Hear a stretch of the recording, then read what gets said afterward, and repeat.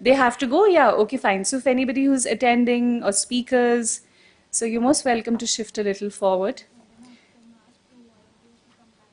And I would request two volunteers to please come and be seated backstage to help us with a few things. That would be very kind of you. Yeah, so again, good morning and welcome back to the second day of Kadam's second World Conference on Blindness. We are thrilled to see so many familiar faces and a few new ones too. We'll be starting today's discussions in a short while from now. We'll be having some online speakers also joining us today from across the globe, as I would put it. And your presence here today really signifies your dedication to the mission for inclusion and empowerment of individuals with blindness. And I'm confident that together we can drive a meaningful change. Yesterday was filled with insightful discussions, inspiring talks, and great networking opportunities. And we have another exciting day lined up for you, and it'll be slightly shorter than yesterday, but I'm sure that you'll take home a lot of ideas, thoughts to keep working in this field. So let's get ready. We'll be diving deeper into the discussions in a short while from now.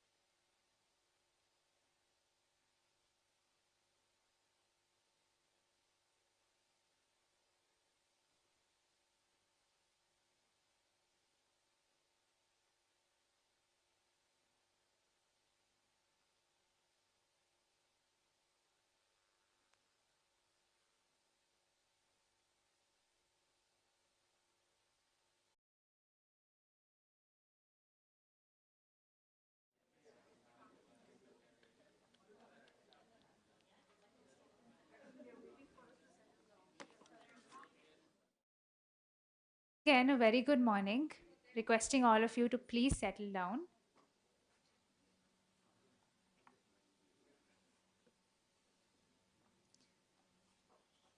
Once again, a very warm welcome to all of you. And as we begin day 2 of our conference, we have the first keynote session for you titled How Vision Impairment is treated Socially in the United States.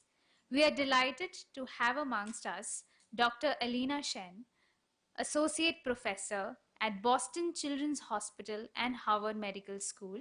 She has a research program that aims to make people with childhood onset disability visible in large administrative databases in the United States. She has made it possible to understand the prevalence of childhood onset disability across all impairment types, including blindness. To understand the quality of care being delivered to this population and their healthcare transitions. Please put your hands together for Dr. Alina.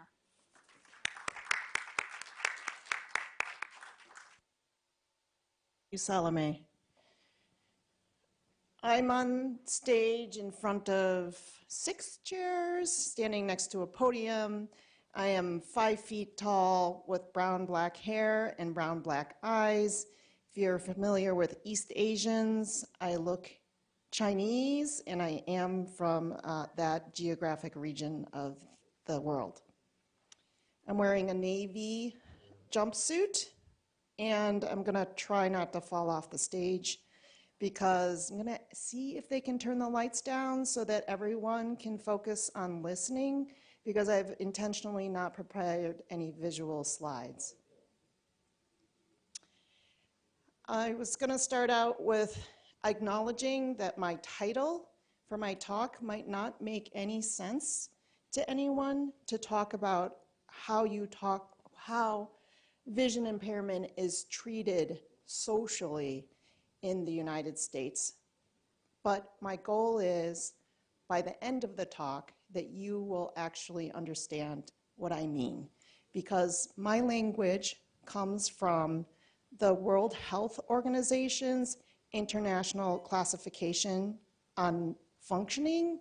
And if you're not familiar with this work, which began in the 80s and was codified in the 1990s and has continued to work very hard over the past decades to create an international terminology and lexicon and concepts and definitions around disability. And I really stand on the shoulders of the people who came before me. I thought I'd tell you about something that sounds very boring, administrative data sets in the healthcare in the United States. How interesting can that be? But I do have a few vignettes that I can share with you. And I was going to start with what it's like to be a clinician. I'm a general pediatrician by training, and what it's like to take care of children from birth till sometimes 25, 26, 28 years of age in the American healthcare system, so you can understand how our system is set up, and also how we identify people with visual impairment from really from birth. So as a frontline provider, where's my timer who is going to tell me every 5 minutes? Was that you? Oh, Salome. Okay, I have to look backwards in order to see her. Okay. So at the front line, probably the first time that I see a child is usually right at birth or within 2 days after. And they come with about 23 or 24 pages of information about the mother's pregnancy. We always check whether or not the mother was immunized against measles, mumps, and rubella, which is a traditional cause of blindness in the United States and in the world. We always check whether or not at birth they have received the antibiotic ointments for the eyes to prevent chlamydia being contracted through the passage of the vaginal canal.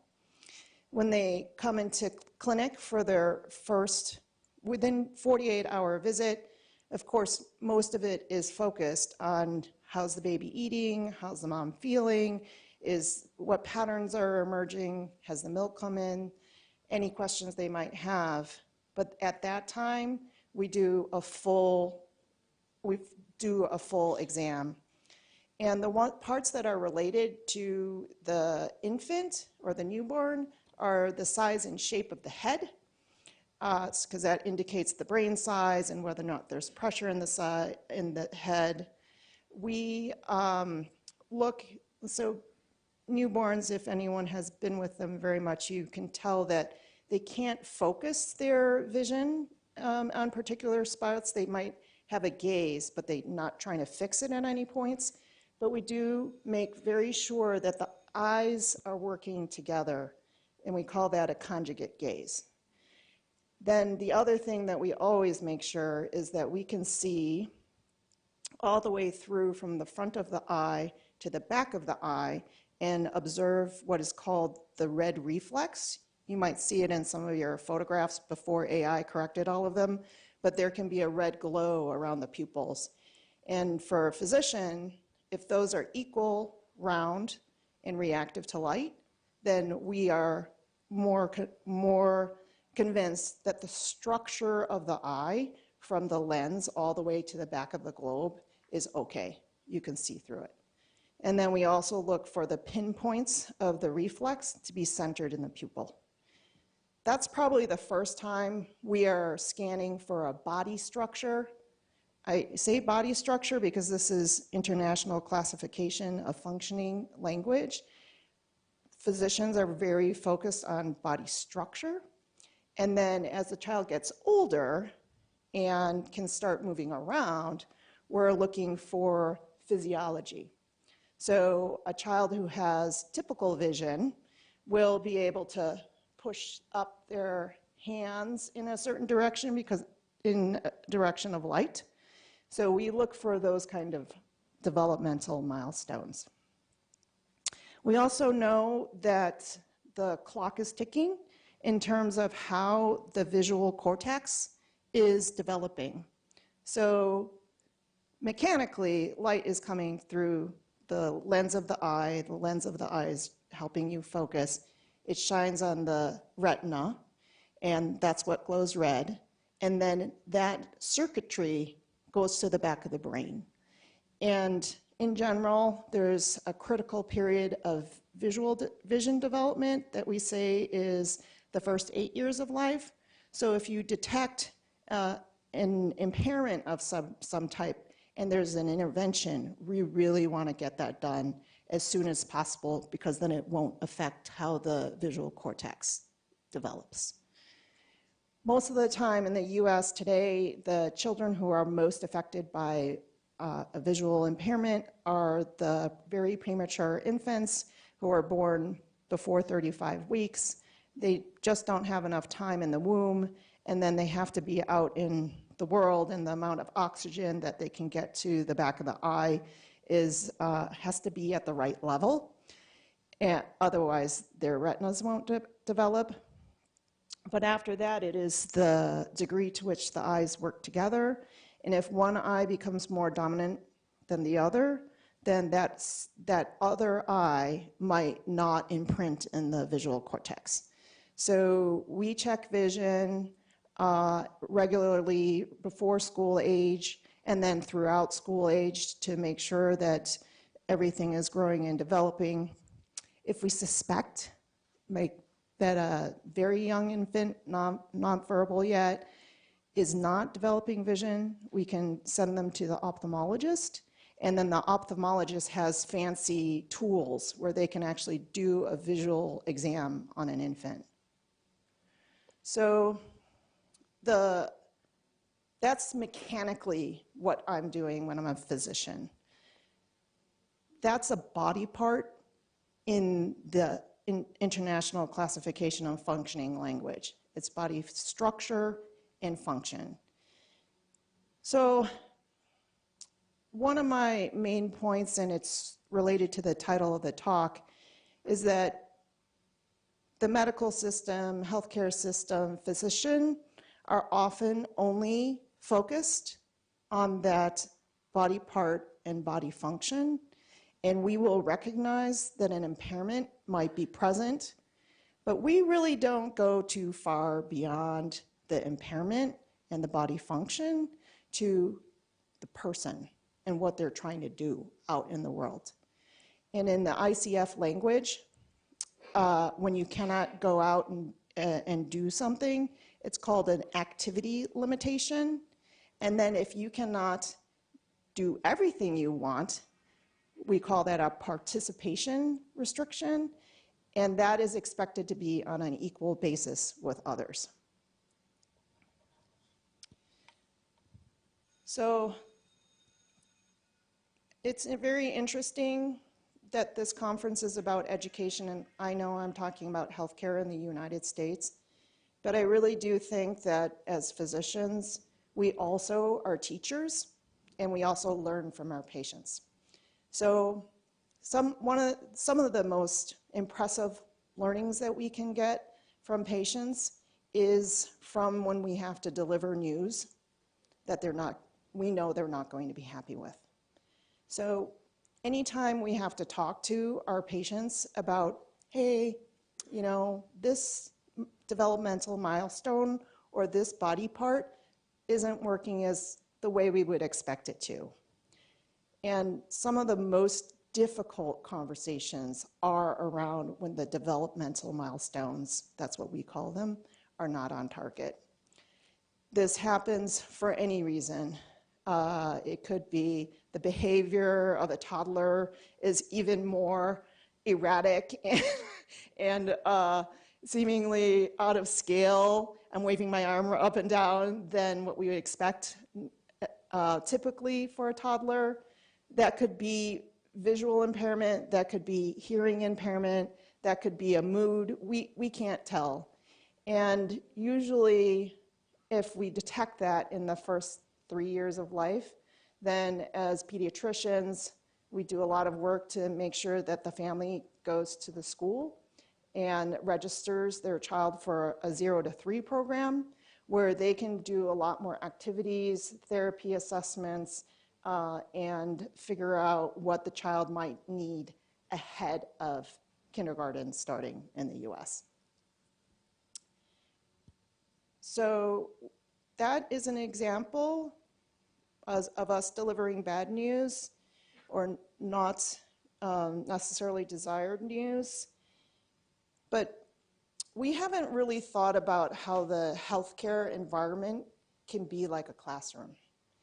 And at the end of my talk, so I want you to stick with me through all the healthcare data administration stuff that will be interesting to some of you, but not all. We are trying to treat our healthcare environments like a classroom and to recognize that patients with different types of impairments may need a different style of communication in order to be equal with other patients and understand what's going on with themselves, and also as they get older to help make some decisions, especially when they become teenagers and we are really preparing them for adulthood. All right, so I'm going to shift to the payment policy piece of what I've been doing. Meredith and I have been asking around about how the healthcare system works here, but in the US, every time someone comes in for a visit, in order for us to receive payment, we must write down a diagnosis. And that also comes from the WHO. It's called the International Classification of Diseases. It's diseases only. If you looked at this code book, which used to be 14,000 codes in version 9 and is now over 77,000 codes in version 10, it only tells you about the diagnosis, and it doesn't tell you anything about the severity. So you can have asthma, but I won't know if you have asthma just based on that code. If your asthma is the kind that makes you take prednisone every single day and need oxygen, or you have asthma where you can run and play and sometimes you need a little puff of albuterol. The same is true of if any of the information about disabilities, except for one, is not present in this code system. There's 5 codes for intellectual disability: mild, moderate, severe, very severe, and whatever is extreme. But that is the only condition that has a severity rating in it. Everything else, you have to use your logic in order to decide if it represents a person with disabilities. So, for example, in the vision impairment codes, they will say refractory error, and then you have to figure out, okay, is that like just glasses, regular glasses, or is that special glasses? Same is for some of the codes are very representative of a child who might be having a disability, like and any of the organ failure, end-stage renal disease. Those would be, if we pictured 100 kids with that diagnosis, we would consider them disabled from the way we think about the International Classification of Functioning.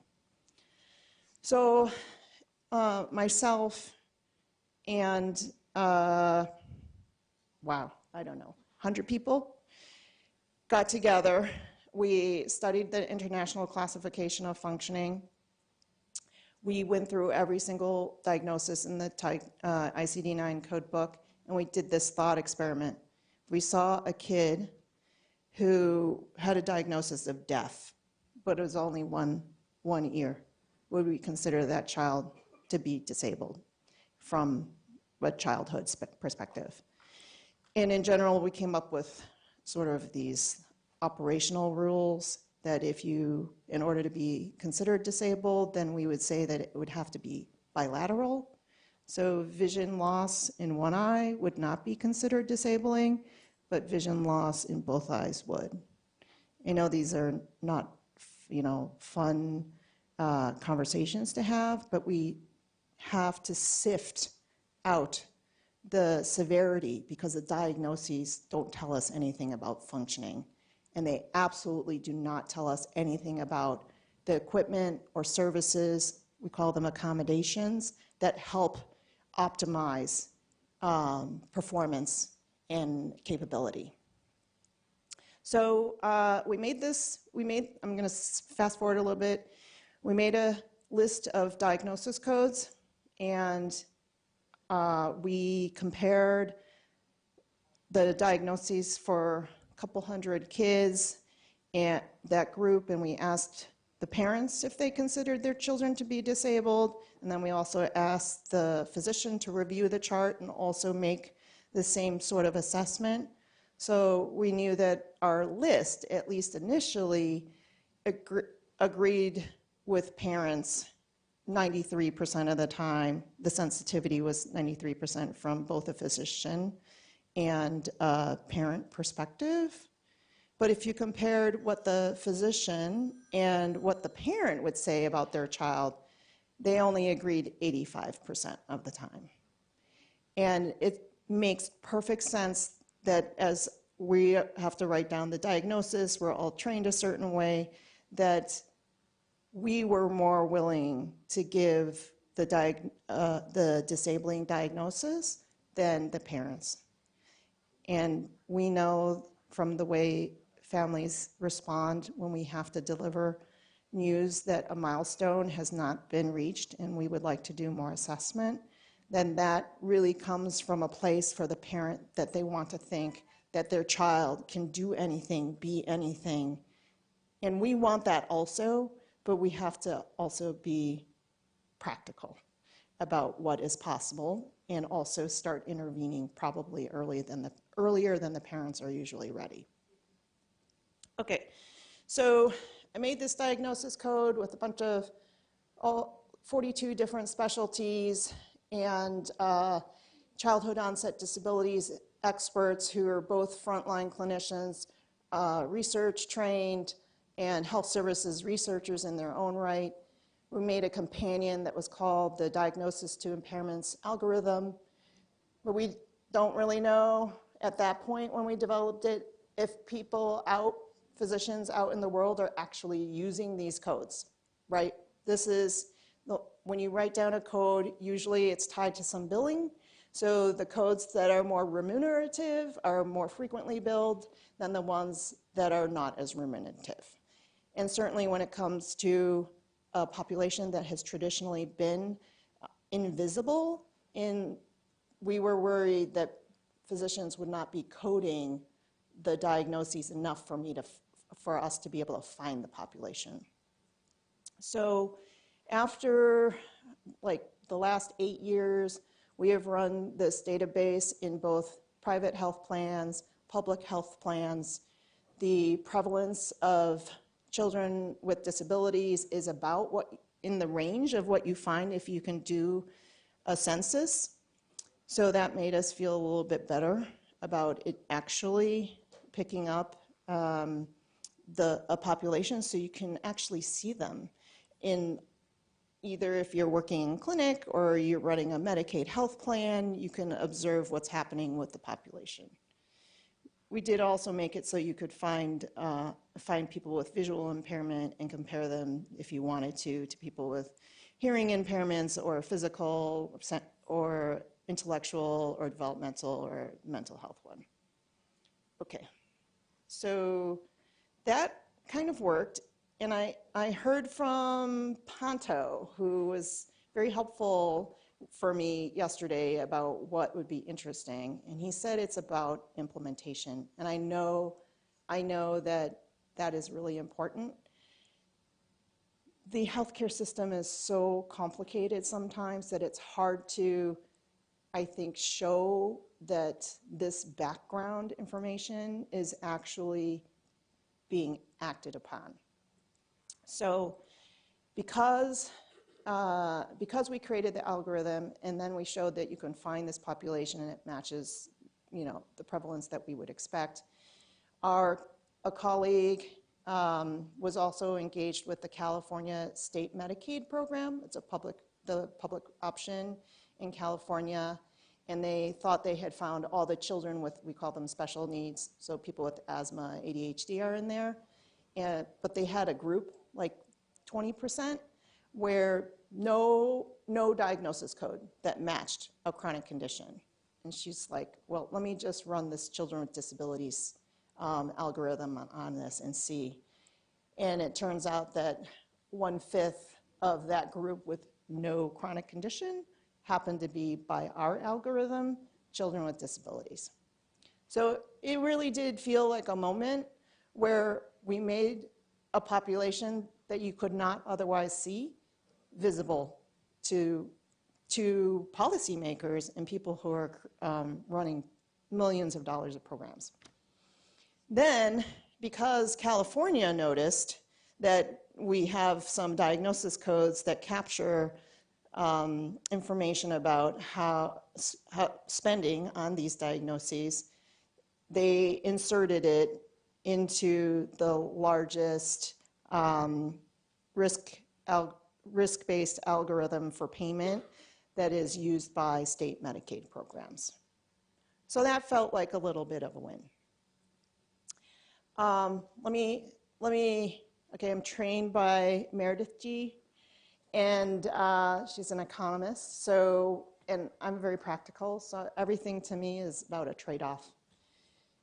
Although we made the population visible in large data sets, and healthcare providers who are caring for that population could be paid a little bit more for the care they were delivering to that population, we still don't know the quality of that care. And so that is still an arena that we have to work hard on, because sometimes when people just figure out that they can be paid for more by using a code, they can do something that we call upcoding without actually changing the care. Okay. Am I about 5 minutes out? Okay, good. All right. So the codes are also can be used now for something that we call population management. Usually physicians, we do frontline care. Sometimes we're teachers. We're always learners. But with electronic medical systems, it's easier to make a list based on diagnosis codes and then use that to follow up on your patients. And we've done that in our own institution. So in the practice that I am a pediatrician in, we see about 33,000 patients in a year, which probably sounds like a small number to you guys, but that's a big number in the United States. We learned that our practice, at least half of the children have a chronic condition, but a straightforward one, asthma, ADHD, nothing else going on.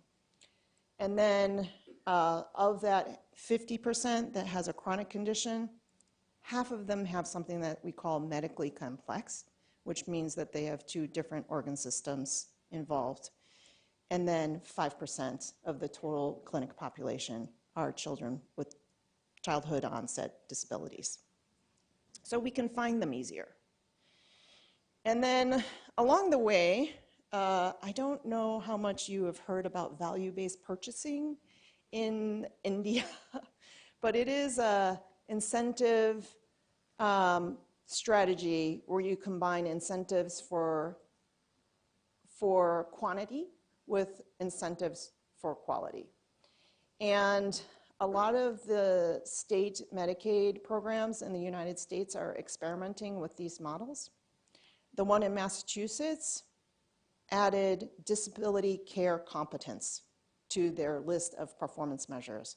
So now, if you meet the requirements of training your staff in your healthcare organization to be aware of disabilities and to be able to interact in an appropriate way with that population, the state will pay more. They've also, it's an adult-oriented program, so they've also incentivized asking all the healthcare providers to ask their patients, do you consider yourself to be a person with disabilities? And then they want us to use the adult questions, which are you blind? Are you blind? Are you deaf? Can you walk more than a football field? Do you have any difficulties concentrating, remembering?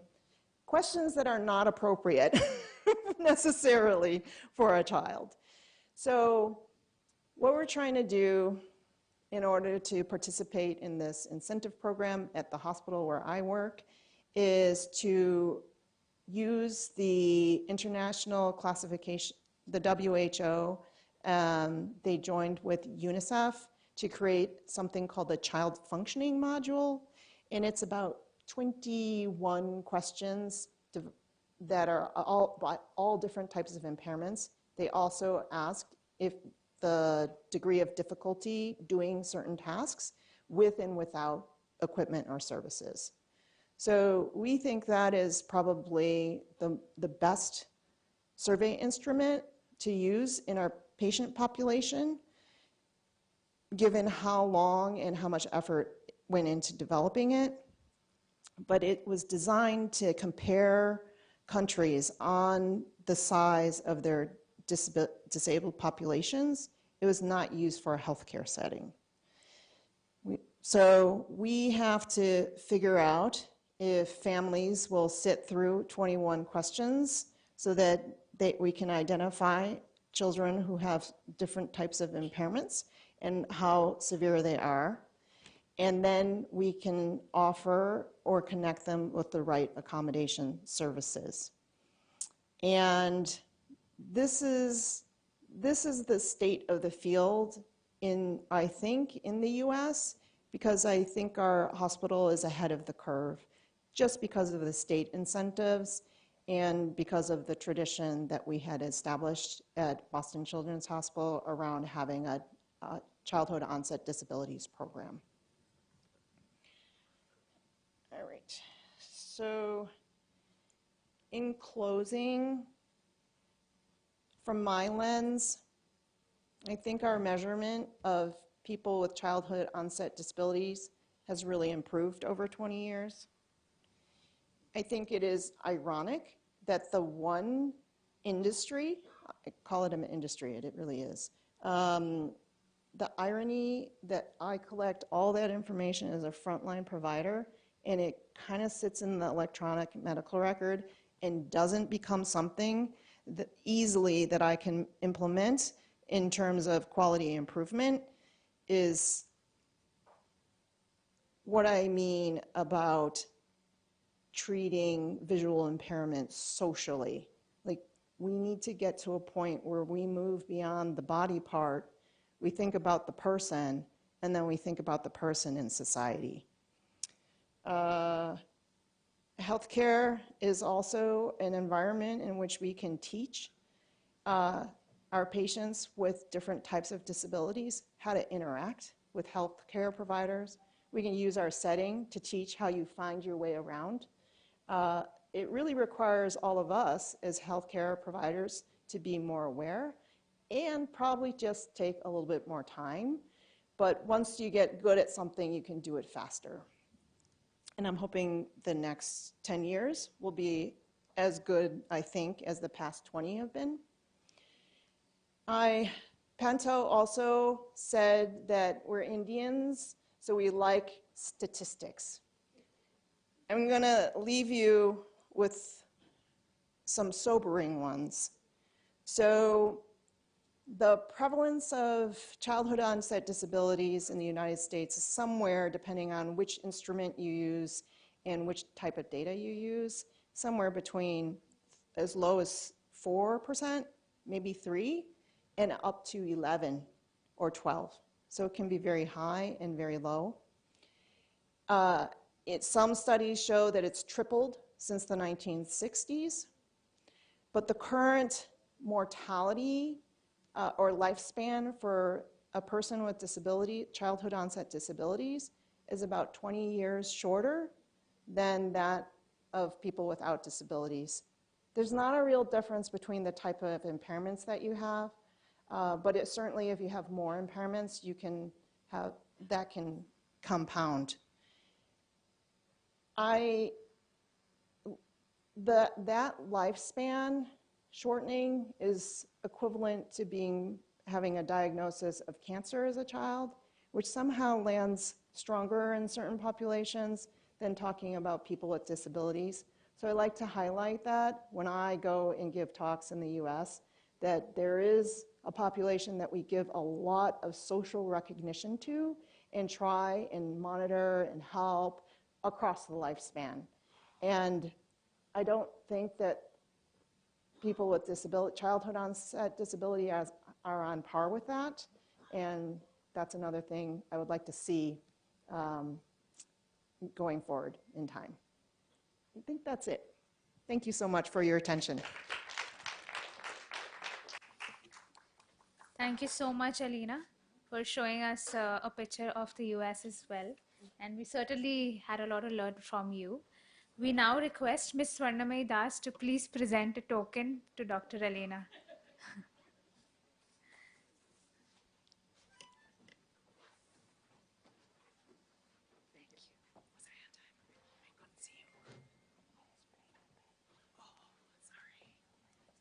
Nice to meet you. Thank you.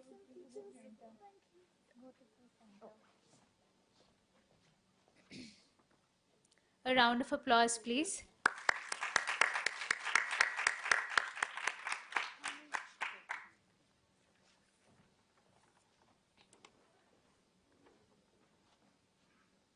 Next up, we have Dr. Anuj Chetri with us today.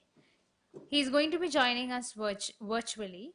He is a regional monitoring and evaluation advisor for Asia Pacific region for Oxfam Denmark. He is also the chairperson for Nepal Participatory Action Network, founded in 1994 for the promotion of participatory development. He has conducted 20 plus programs and project evaluations, more than 100 trainings at the national and international levels, and assessed organizations' capacity for both development and humanitarian organizations. Please join me in welcoming Dr. Anuj Chetri. Thank you so much.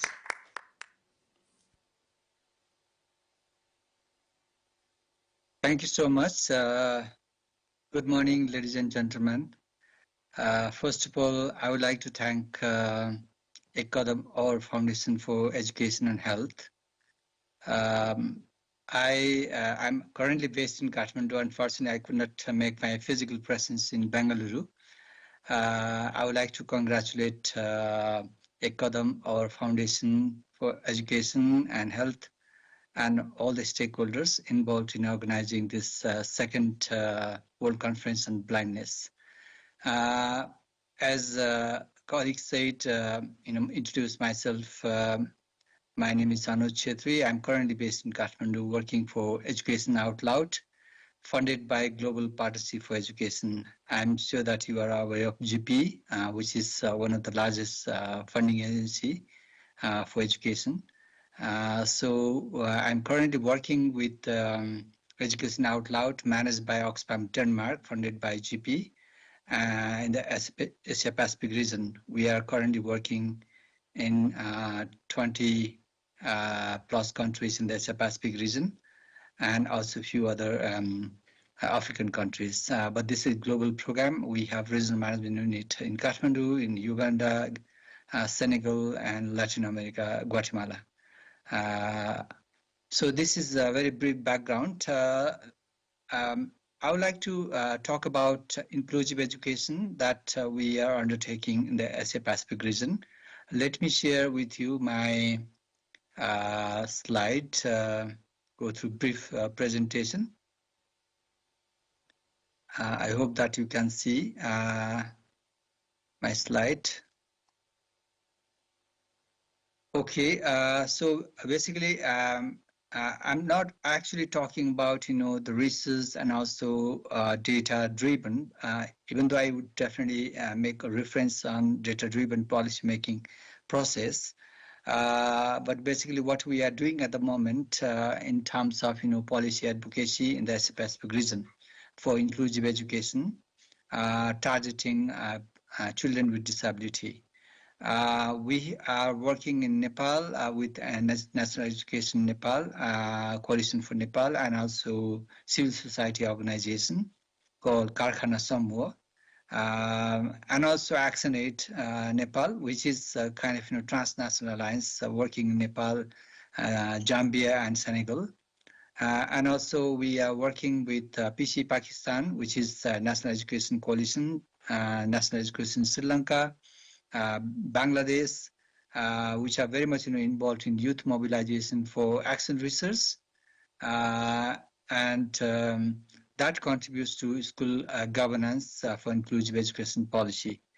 Similarly, we have SCIEN Philippines, which is supported by GWAS, one of the very vibrant, civil society organization in the Philippines, and also Vietnam National Education Coalition and civil society organization called MACD, and New Indonesia, Cambodia, and Timor-Leste. I'm sure that some of you are quite aware of, Vietnam having, quite many population with disability. So our National Education Coalition focus on, sign language curriculum development and also localization process.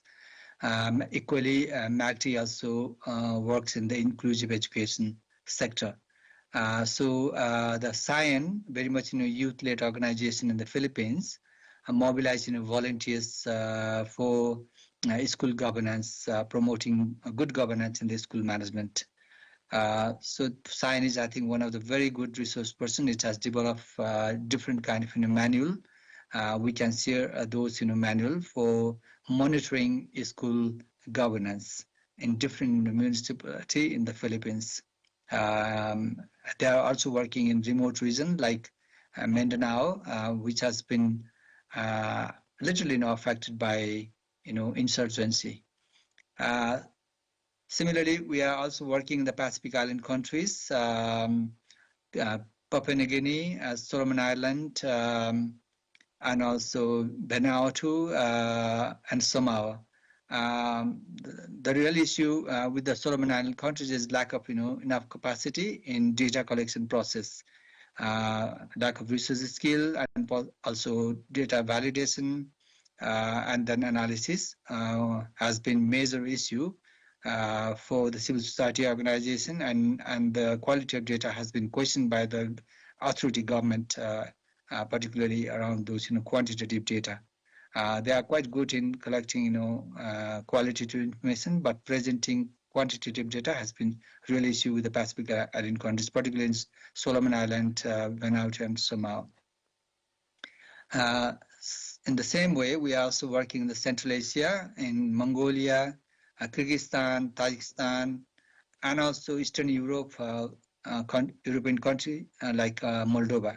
And Mongolia is very much focused on LGBTQI plus disability, and we have also forced kind of learning collaborative across the region, bringing together national education coalitions from Tajikistan, Kyrgyzstan, and Mongolia.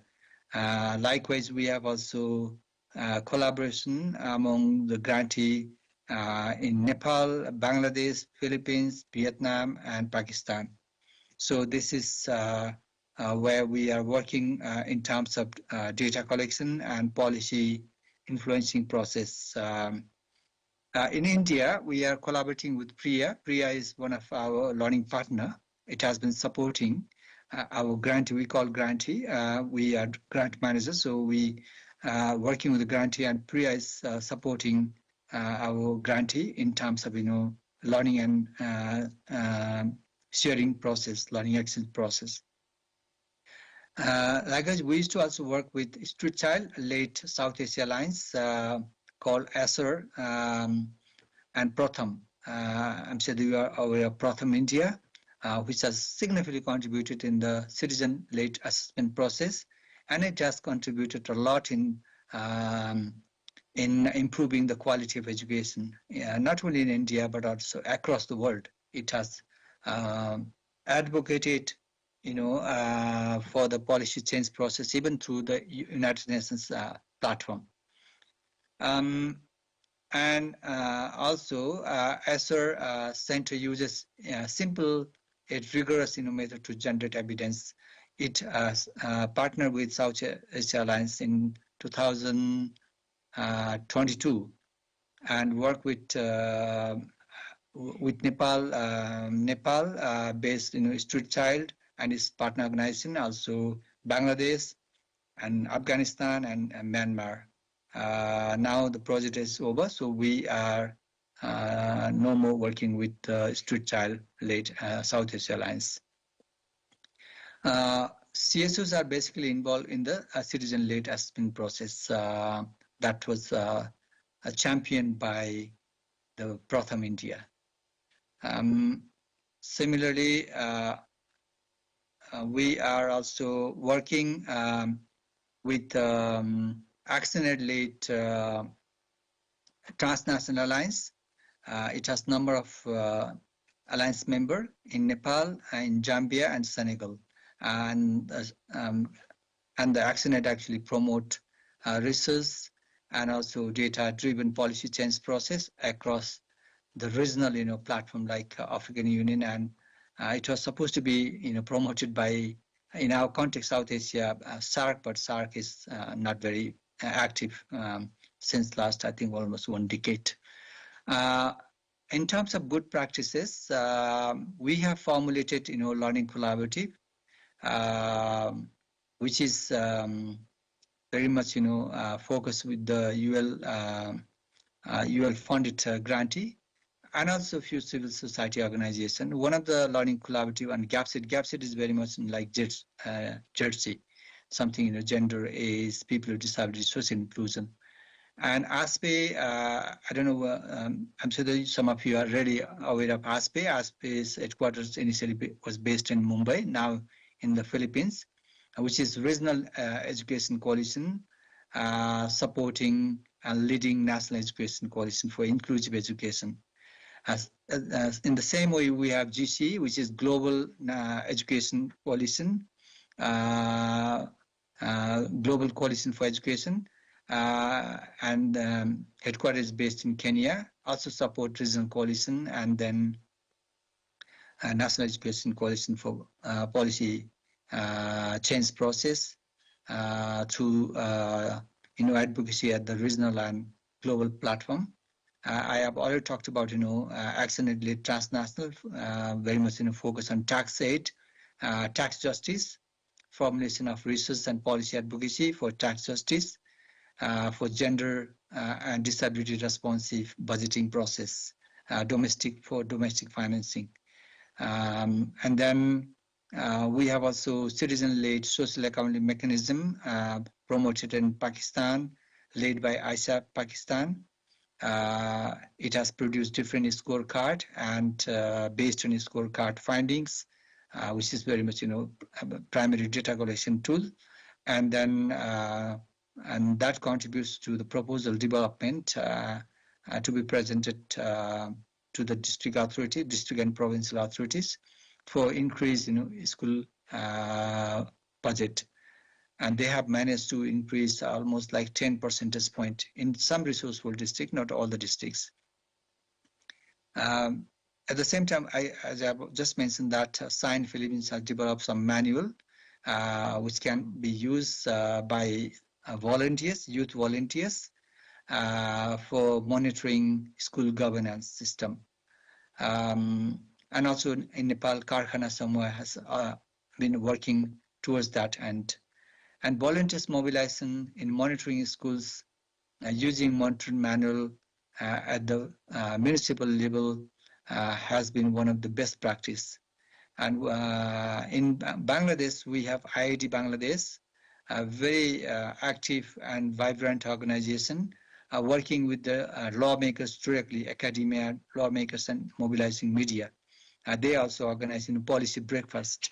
Hackathon is kind of instrument that helped IIT Bangladesh to advocate policy change process through dialogue led by data-driven policy change process.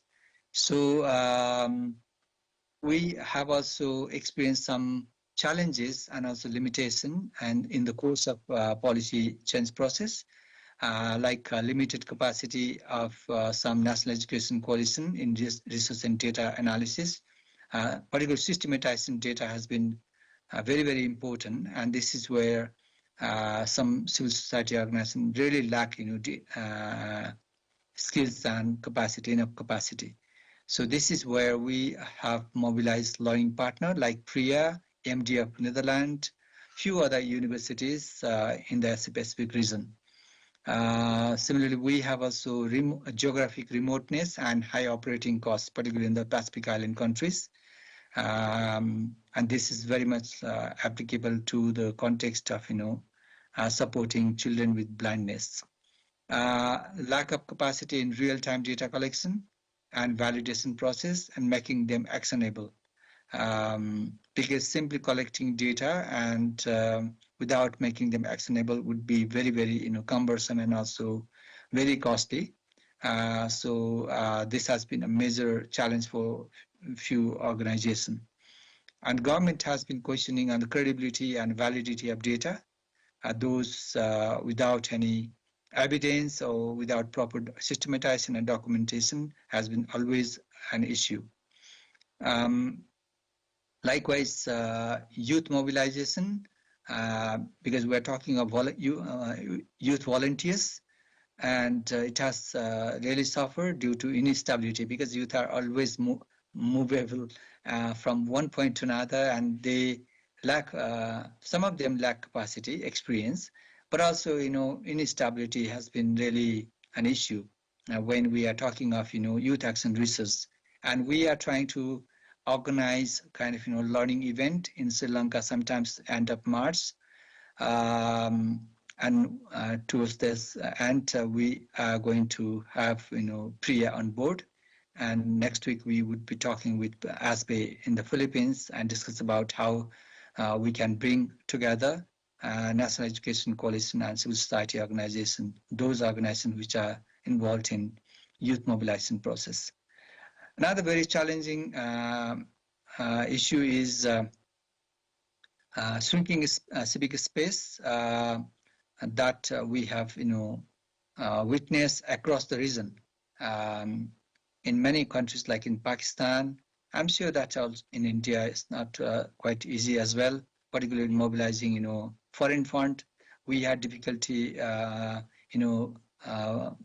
paying one of our learning partner based in, I think, Bengaluru. It's called Mara, involved in social media mobilization for advocacy process. So we could not actually make through because they could not get fund from the US. Similarly, political and fragile situation like in Afghanistan, PNG, and Pakistan.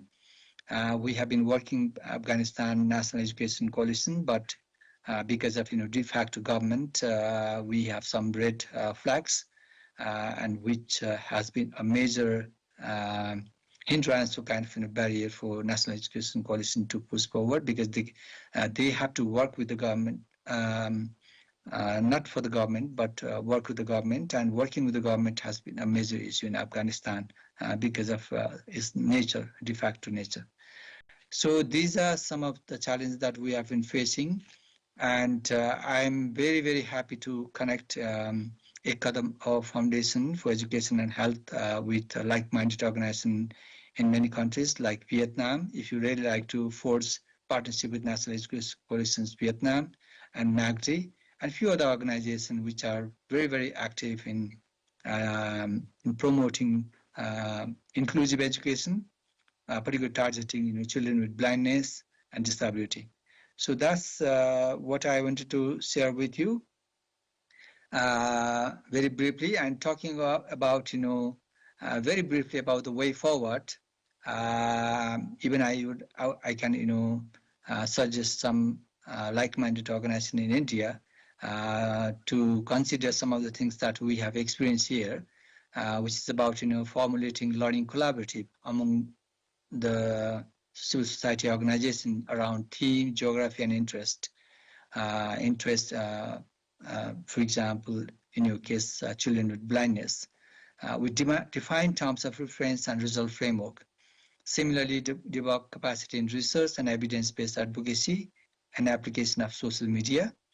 India is very much, pioneering countries in the world for the application of social media. Develop policy bank at sub-regional and national level, engaging stakeholders in the policy ecosystem, because we had developed similar policy bank in Cambodia through national education coalitions. And also a similar instrument has been established in the Philippines as well. Develop CSO's partnership framework and complement ongoing intervention as some of the things that I can, put forward to this presentation. Thank you so much. If you have any questions and comment, you are most welcome. Thank you so much.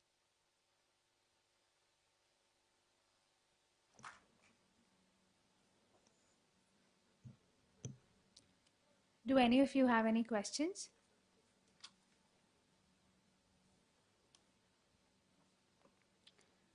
If not, then we will move ahead to panel 8. And thank you so much, Dr. Anuj, for joining us virtually. It was lovely to have you here amidst us. Thank you so much. You're most welcome. It was a great pleasure meeting all of you. Thank you so much. Thank you. Please a round of applause for him.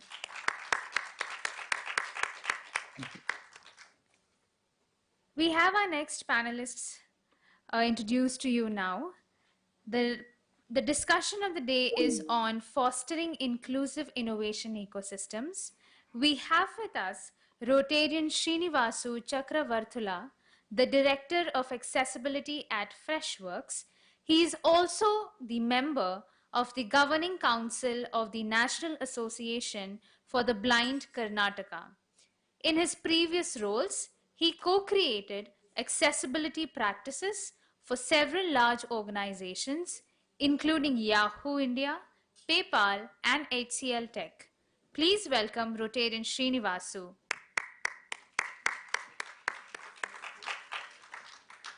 Next up, we have with us Dinkar Rao, the founder of Grovel Eulers Consulting, Kabir Learning Foundation, and Grovel Selectia. He is a seasoned business coach who has coached over 14,000 professionals across more than 400 companies. Let's clap our hands for Mr. Dinkar. Next, we have Shubhra Shankar Vinay, who is a speech therapist with 16 years of experience. She has served as a consultant senior speech therapist at the Spastic Society of Karnataka and as a lecturer in audiology at the JSS Institute of Speech and Hearing. She has taught speech language pathology at the Dr. S.R. Chandrasekhar Institute of Speech and Hearing. Next, we also have Mr. Krishnakant Mane, who is joining us virtually for this discussion, who is known for his expertise in microservice development and database design. As the founder of Online Khata, a web-based accounting automation software, he has developed a solution that helps businesses manage finances. And we also have with us Ms. Kaumudi Joshi, a senior associate at Infosys. After completing her BCom from the Indian Institute of Commerce in Hyderabad, she worked at a hotel before embarking on a career in technology. And here we have Ms. Kaumudi Joshi. Let us welcome her.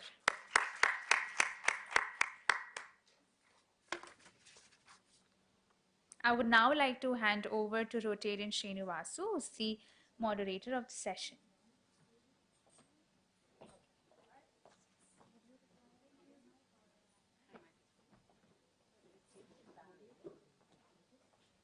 Because I didn't see Kaumadi's name in my list. Is it? Yeah, she was in a different panel.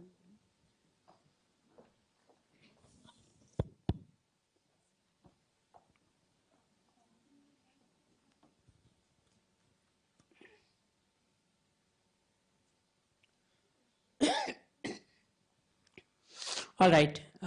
Good morning, everyone.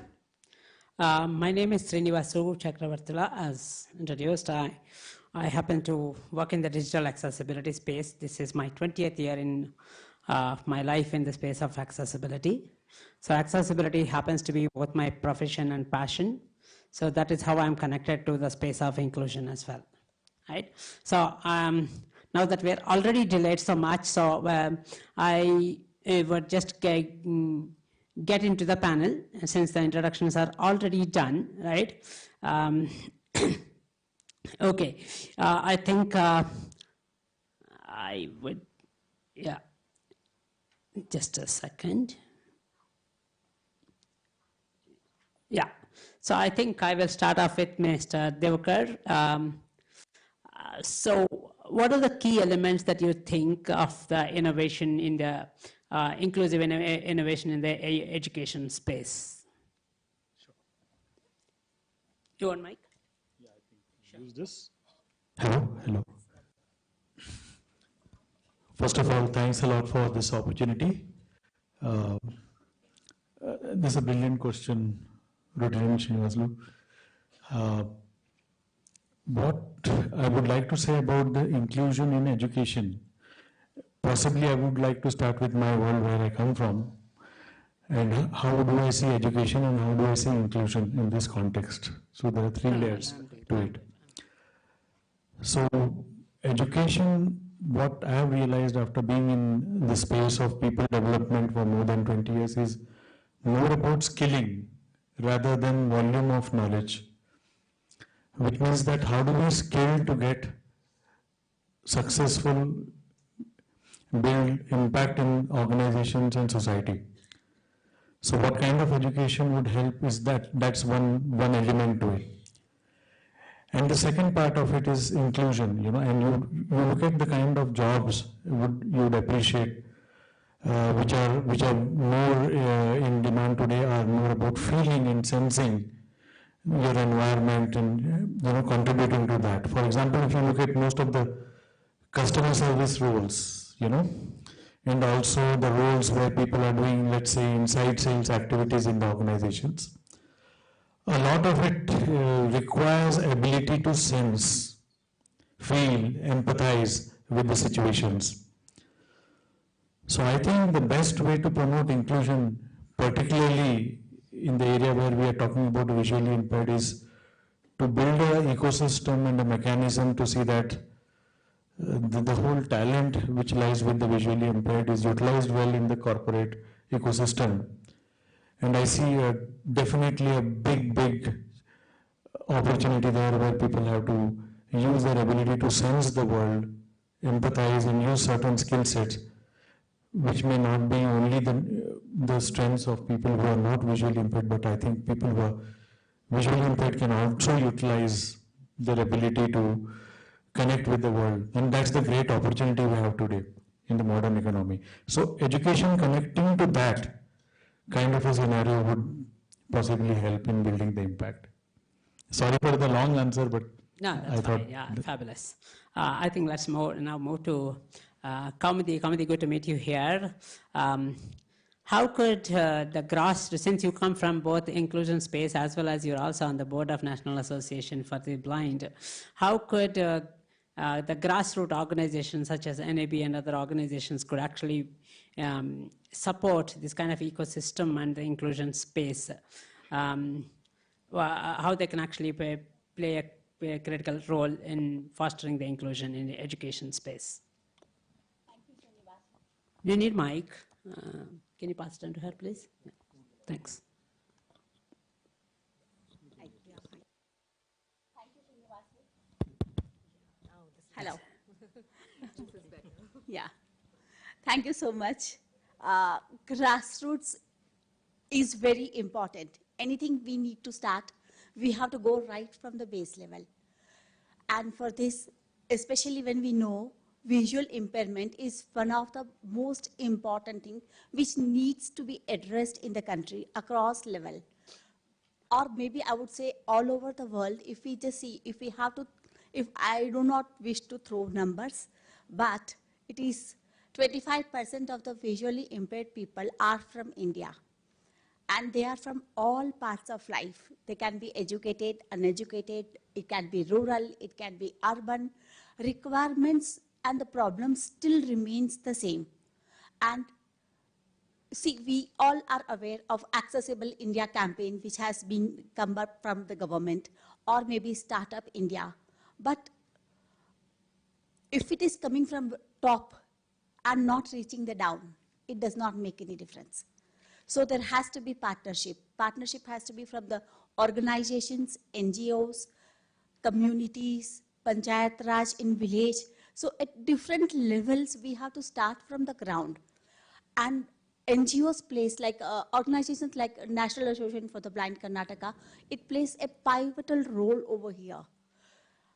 First thing requirement for the visually impaired will be mobility.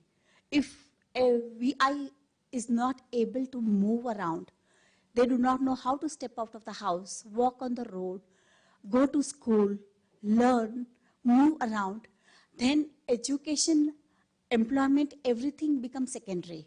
So National Association for the Blind gives prior importance for mobility. So if not only in Bangalore, but also in different rural parts, they are training the trainers, they are having the curriculum in which the visually impaired people are trained how to be mobile. Once that is done, that means then the education plays role. Education definitely is pivotal over here. And inclusive education is very, very important. See, I had aspirations of becoming a chartered accountant, but could I? No. Was it because I was not brilliant? I was. But I did not have infrastructure and things around which are required for me to become a chartered accountant. So aspirations of visually impaired are just taken aback. Education, if we just see, even among the visually impaired, we see hardly 1% of them must be literate. Why? Is it that the children do not want to study? They do want to. But do we have facilities for it? Yes, but very limited. Do we have awareness for it? We need to have much more awareness. For these organizations like National Association for the Blind, they come into picture. They take up the role.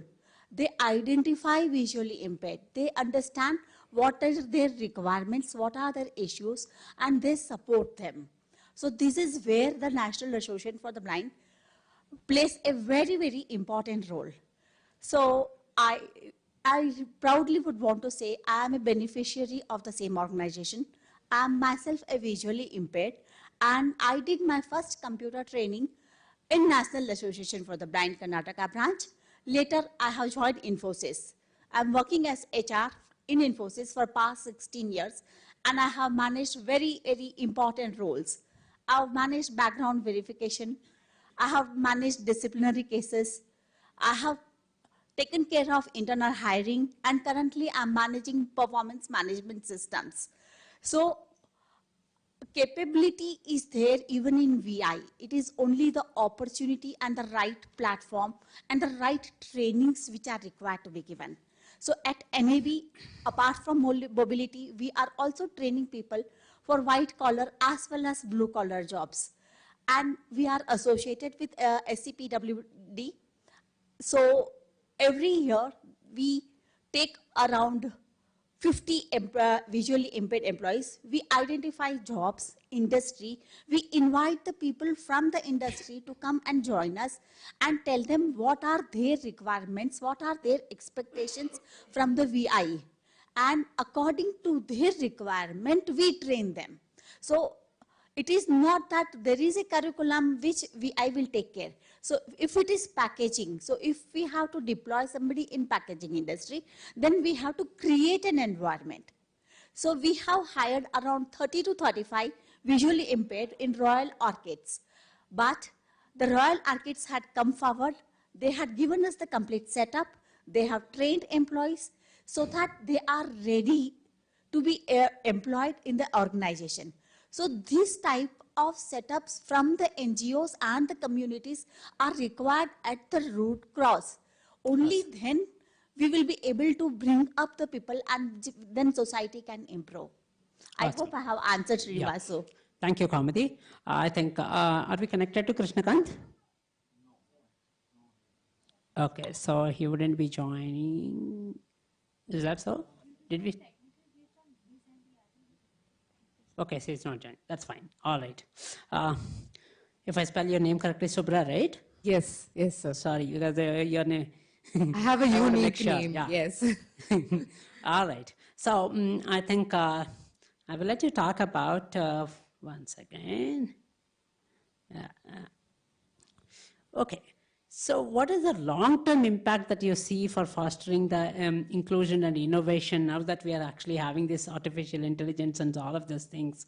So what is the positive long-term impact that you actually envisage in the space of this innovation and of inclusion, especially in the education sector? Thank you. Thank you for the question, sir. Thank you for the organization, Kadam Foundation for Education and Health. I'm very, very privileged and feel really humbled to be here. Thank you, Swarnamai ma'am, for giving me this opportunity. So for the question as to what are the long-term impacts, coming from my background, where I'm a speech language pathologist, a healthcare professional, and I work at a special school. So therefore, there is education element, which I very, very strongly believe that healthcare and education need to come together to give this long-term impact of fostering innovative, let that be on technology use or models. As Alina very rightly just mentioned, saying that healthcare does involve education in it, very truly I agree with that, ma'am. What I feel is when education and healthcare come together, and let that be providing in terms from understanding the different needs, different learning patterns of the childhood developmental disabilities, to taking them across their life journey and making sure that they get included into the society, both at the education level as well as being a productive citizens of the country. So healthcare does support in a lot of ways in understanding. When the bond between these two come together in terms of different models of application in running a setup or a startup or even a community. So it usually starts like in ASHA, what we did was ASHA stands for Academy for Severe Handicap and Autism, whose director is Jayashree Ramesh. And she started the school with just 3 students and 1 volunteer. Today, the organization holds 104 students, ranging from 0 to 30, to make sure that they also get sheltered workshops and training, vocational training units. So when I see this setup, she started with an early intervention program along with a special school, and then moving on to vocational. Now, when we say early intervention program, where the mother-child care program itself makes sure that the healthcare individuals give good support to the parents in implementing and bringing up the child, readying the child for the education system, and helping them support the child with visual impairment or childhood disability can go on educating themselves successfully across the inclusive setup. Okay, and then moving on to become the productive citizens by joining vocationals, whichever they would want to, with ample opportunities on both tech support as well as healthcare support.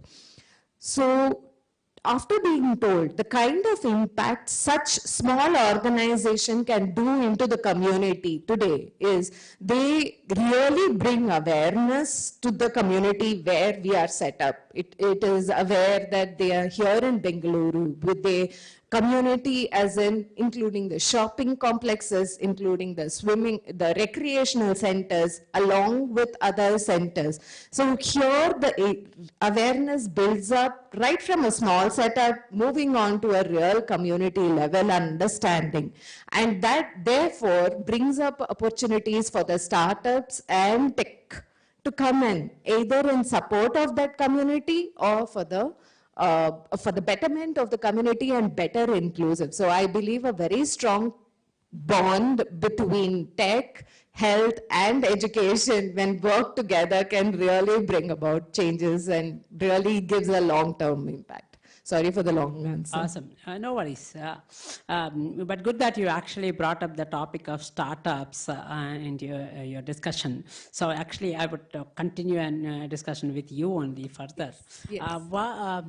What do you think that how startups and academic institutions can actually collaborate to foster the innovation in the space of inclusion and accessibility of education? Very rightly asked and very need of the hour question to be answered, sir.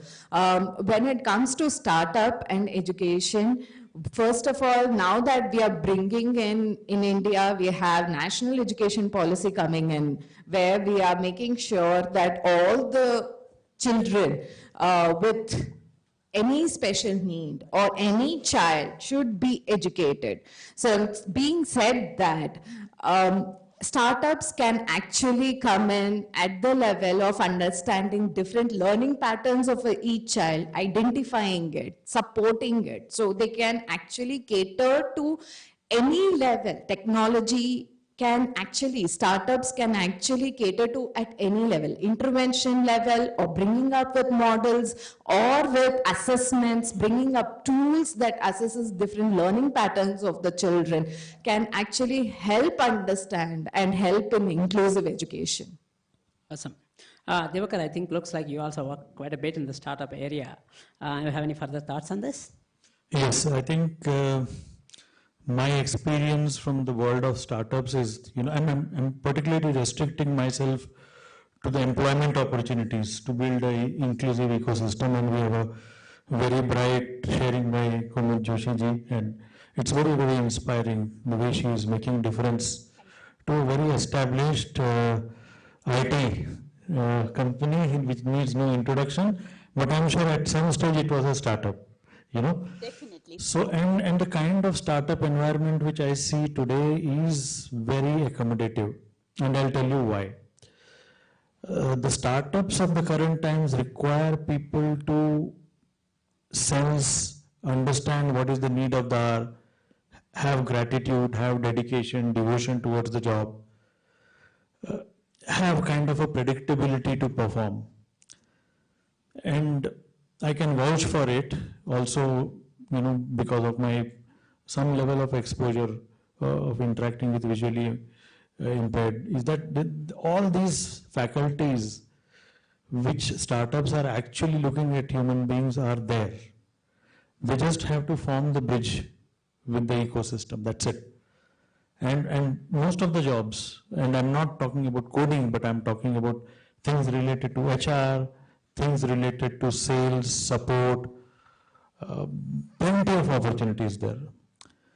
But the whole question is, where is the ecosystem which can understand this, create opportunities? So there's a huge gap between the talent available generally, who makes the talent employable, and how to build the cat, which is the corporate. And a friend from HR can give more idea on how to connect with talent acquisition teams to build that kind of ecosystem, but there is plenty of opportunity there. So the values which we are looking at, and I'm primarily coming from a world being in the business coaching and leadership coaching and also connecting with some of the NGOs, I come with a world which is all about numbers, outcomes, success. And there is also a world which is beyond that, which is about dedication, values, the human element, which possibly is missing in some of the startups as well. So there is a beautiful connection possible, and I'm sure that with the shining story I'm able to hear from the panelists here, co-panelists, there is a brilliant opportunity. Absolutely. So, Kaumudi, since you work in the space of HR in different functions, I'm sure policies would be a dear thing to you in general. What would your take on how government policies could actually intervene and support the ecosystem of innovation and in the inclusion space? Possibly in with the reference to the education and development in general, learning and development in general. Yes, this is very, very important. Without government's intervention, this is not possible. We need government support. See, we have policies for reservations for scheduled castes, scheduled tribes. We also require it for diversity, inclusivity, visually impaired, or maybe any other disability also. So, and it is, I should say, whether it is fortunate or unfortunate, now that we have the Disability Act, but we never had it for so many years, even after getting independence. While it is late, but yes, it has come, and we should be thankful to the government for it. So without having a Disability Act, without having a policy, it is not possible for them to implement it in government as well as private organizations. So inclusivity, what is the requirement of a visually impaired and how they can be catered at right from the childhood is very, very important. I remember when I was a child myself, doctors had told my parents that this girl cannot see. She cannot see even few meters. Her vision is very, very low. Please do not send her to school. Maybe some special education or something would help her. But my parents were not aware that what are the policies around, what are the educational institutions and opportunities around for the VI. So what they did is, along with my other siblings, they sent me to the normal school. I faced difficulties because there was never a teacher who could tell me or help me or support me. I never saw what is written on the blackboard. I never had any device or anything which would help me. I would only go to school, listen what is being taught, and then come back home.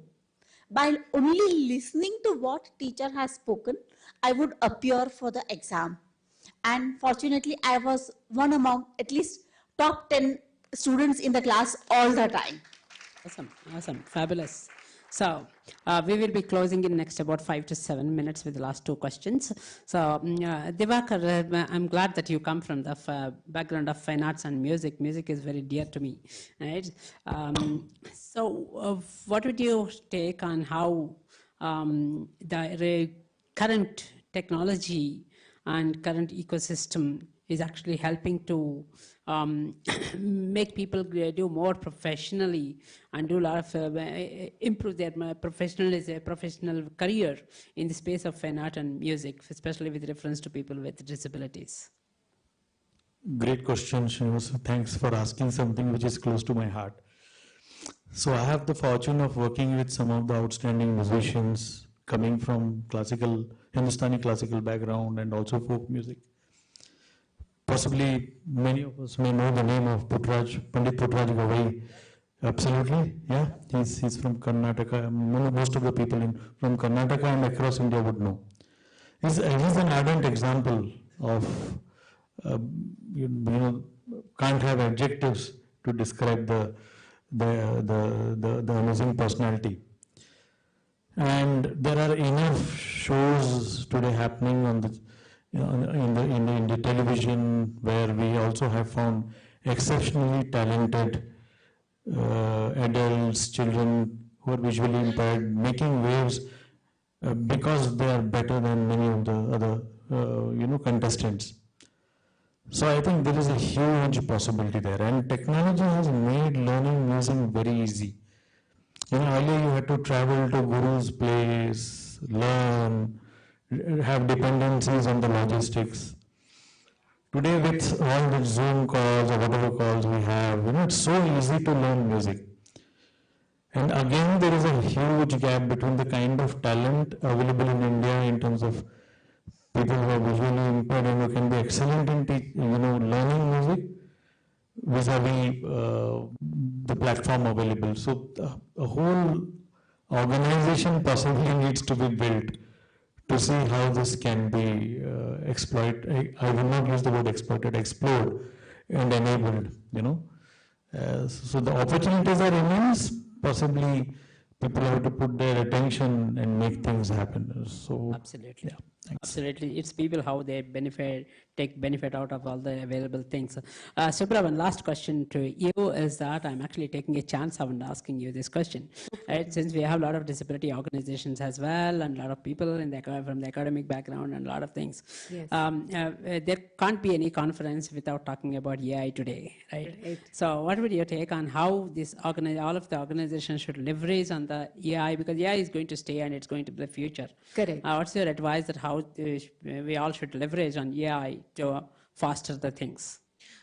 AI is actually, when we look at it, it's a boon. It's a definite boon, especially for fostering inclusivity in our society as well as in education, in healthcare. Name the field, it is useful. So, how do we leverage AI in fostering inclusivity is one, it can bring about a lot of accessibility, ease of accessibility, one.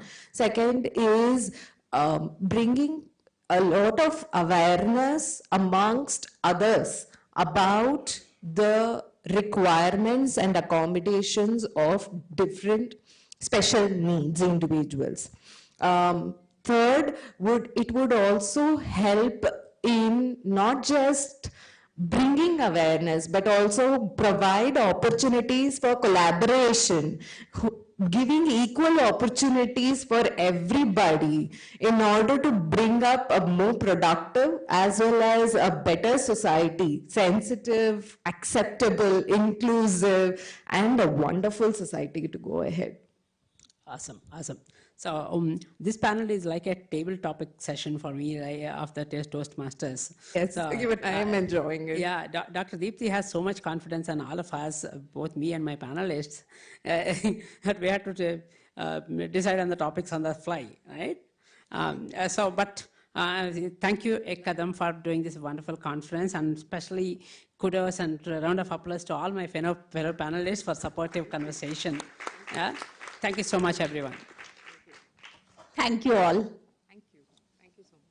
Quite a jolly session, I must say, and thank you so much to Rotarian Srinivasu and our panelists here. I would like to invite Soumya Tripathi and Mr. Kokon to please come forward to give the mementos.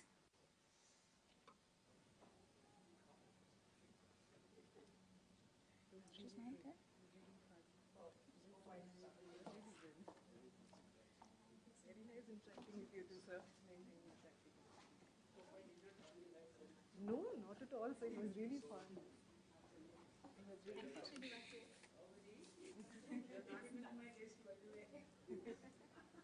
Rotate.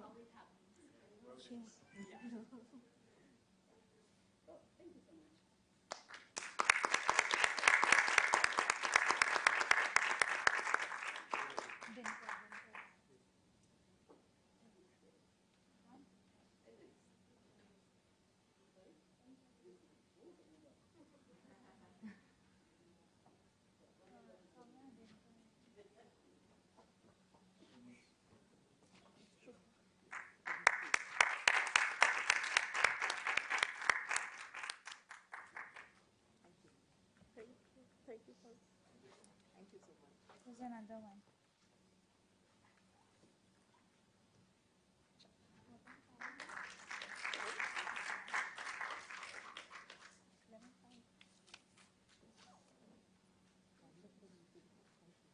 Thank you so much, everyone. We will now.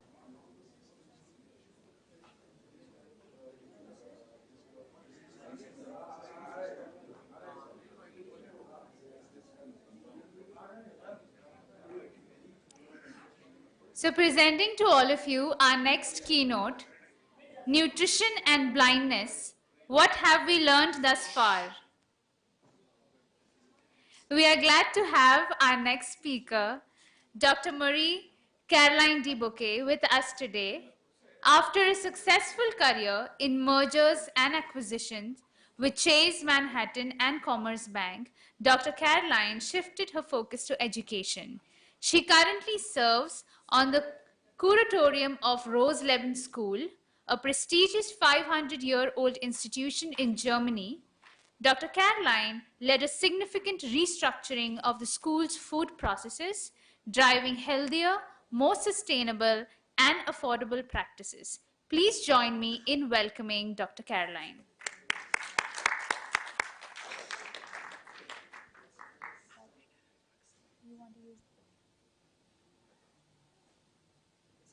You can use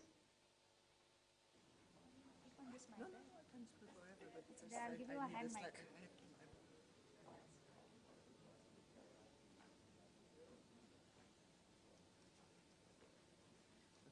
And then I need the slide changer.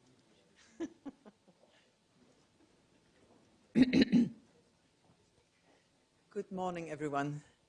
It's an honor for me to discuss the critical issue between nutrition and blindness, particularly in India and children. I want to correct something. I am not a doctor, not a medical doctor, and I am a mother of 4 big daughters.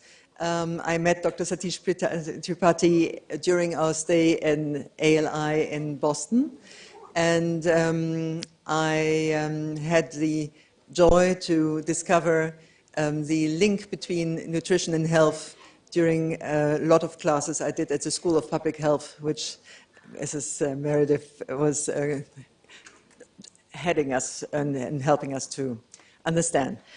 I am going to talk about, just for the people who don't see me, I am a German-French national. I'm 5'11" tall. I am, and as I said, I have 4 children. My 4th child is, as we heard this morning, not disabled, but she was born with 1 eye. She has microphthalmia, and therefore she has no depth perception, and she has this typical dry eye, which a lot of people have who have an eye condition. But she is well seeing, so we are still very fortunate on this side. Malnutrition is a leading cause of preventable blindness worldwide. Yet it is a challenge we can overcome with targeted interventions. I have prepared slides, but clearly we can't find the thing to move the slides forward, because I would have liked to show you certain things. Does it work? Thank you very much. Okay. So, there is a map here which shows the prevalence of vision loss by super regions in the world. 1 billion people in the world suffer from eye impairment. 1.4 million children are blind, and 75% of them are in Asia and Africa. And India is unfortunately the country with the highest proportion of blind people. Satish, I want to thank you personally again for having invited me to come to this conference and to allow me to do this talk, because I've learned so much about this, your impactful project, and about the subject. Me, myself, I will talk about 3 key topics. I'm going to talk about agriculture and food systems, nutritional interventions, breastfeeding, and dietary diversity as a big heading. As a child, I spent my summers at my grandparents' farm and rural farm, and I learned sustainable practices and like crop rotation and organic farming. These experiences gave me a lifelong passion for nutritious food. I then went into financial services, as we just heard, and at the time I was so busy that I didn't have time to cook for myself, and I was completely dependent on everything which was served to me, whether it was canteen or in food shops. I started to have an interest again when I started to have my children, and I've since led changes in school food programs. I've changed school food programs in free schools, and I'm now working to reintroduce school cooking and the nutrition and school cooking in German schools, because this was something which was given up in 1970, and I think that people can only understand how they can feed themselves healthily if they know how to do it. So, the role of agriculture in healthy food. Agriculture is a fundamental point for having healthy food. Especially in India, you know, you had the Green Revolution. We have a sign here showing intensive specialized architecture and agriculture and diverse ecological agriculture. In India, we introduced in the 70s the Borlaug wheat, which was a gene edited and which allowed a lot of people to fight starvation. It was fantastic. Having said which, so it increased food production. Having said which, it provided also monoculture, it used heavy pesticides, and it depleted the groundwater. The current concern is that we are more and more dependent on large-scale food systems which produce processed and over-processed foods, that we're losing traditional farming practices, and that there is more and more disconnect between consumers and food sources. There is a saying in the industry that people nowadays all know the name of their doctor, but nobody knows the name of their farmer. So the consequences of food industrialization, we see a nutrient reduction in modern diets. We see an overconsumption of processed foods and versus traditional diverse diets. And the impact on blindness is very strong because the loss of nutrient-rich diets leads even more to vitamin A deficiency, which originally you could see only in poor and more rural backgrounds. So what is the link between vitamin A and eye health? In the 1930s, it was discovered that vitamin A is crucial for eye development. It supports immune function, cell growth, it does things for the skin, for the reproductive health, and for bone health, and has influences also on the genes. In 1948, Hoffmann-La Roche was able to develop synthetic vitamin A, which allowed for mass supplementation. What do we know about the situation of the causes of blindness in India? We know that 39% is inherited through genetic reasons. 17%, it's difficult to point it directly, but about 17% is because of preterm birth, because the retina is, the part of the retina is only finished to be formed on the 37th week, mostly. But the remaining, almost 50%, is associated with vitamin A deficiency. So India introduced in the 1970s to combat VAD, so vitamin A deficient related blindness, a program which was supplementing children under 5 every 6 months. And they're starting to also supplement the mothers, because the mothers, of course, pass it on, the deficiency to the child during the pregnancy. The result of that was a 24% reduction in child mortality and a 40% reduction in maternal mortality. However, there are limitations. It is not easy to reach the children every time. You need to know when the mothers are actually pregnant, which is hard in very mountainous and rural areas, and you have to reach them every 6 months so that you can allow the child to have enough vitamin A. In addition, therefore, it was thought, which is done also worldwide, to fortify food, and therefore they are add vitamin A to staples. Vitamin A is a fat-soluble vitamin, so it needs fat to be able to, the body can absorb it. And therefore it was added to margarine, to oil, to flour, and to cereals.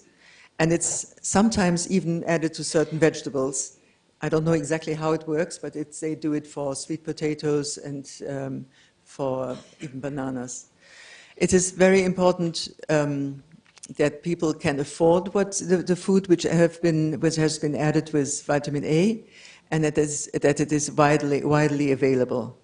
It's also important that quality control is well done. So Pakistan, for example, is apparently notorious for not controlling the vegetable oils well enough, so that people think that they're having vitamin A with their oil, but actually don't get it.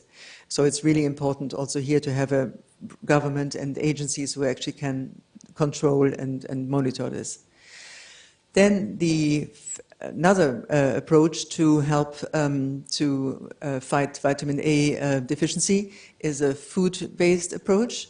It is more sustainable than supplementation, but it requires education, i.e. the people have to learn where vitamin A is in the food and how to cook it to absorb it better. So cooking is better than just eating it raw.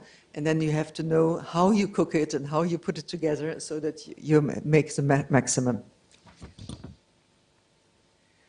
There is I'm sure everybody knows here, there's this Poshan Abidjan and flagship nutrition program, which was introduced in 2018.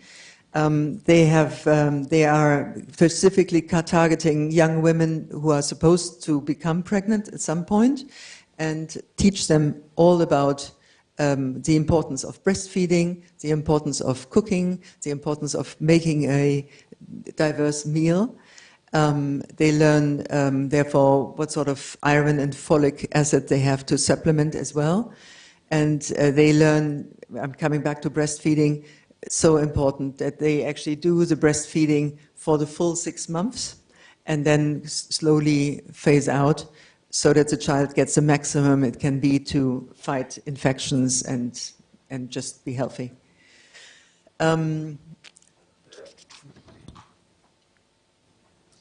Poshan Abidjan has a huge progress. I was saying in the beginning, it's fighting malnutrition, and malnutrition is also part of the loss of the vitamin A. In 2006, they saw that 48% of children were stunted, i.e. don't achieve the growth they should be achieving. This went down by 2014 to 38%. And then to 32% in 2022. And today we know that 80% of women receive nutrition education and that 65% are attempting at least to do breastfeeding.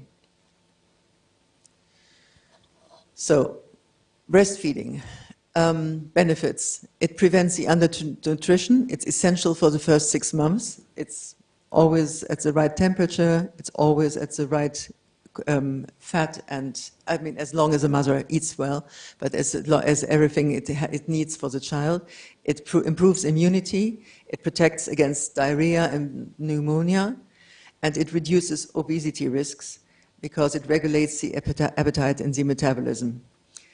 In terms of dietary diversity, you find vitamin A foods in carrots, leafy greens, and I heard yesterday that you have over 15 different varieties of spinach in India, and dairy and eggs.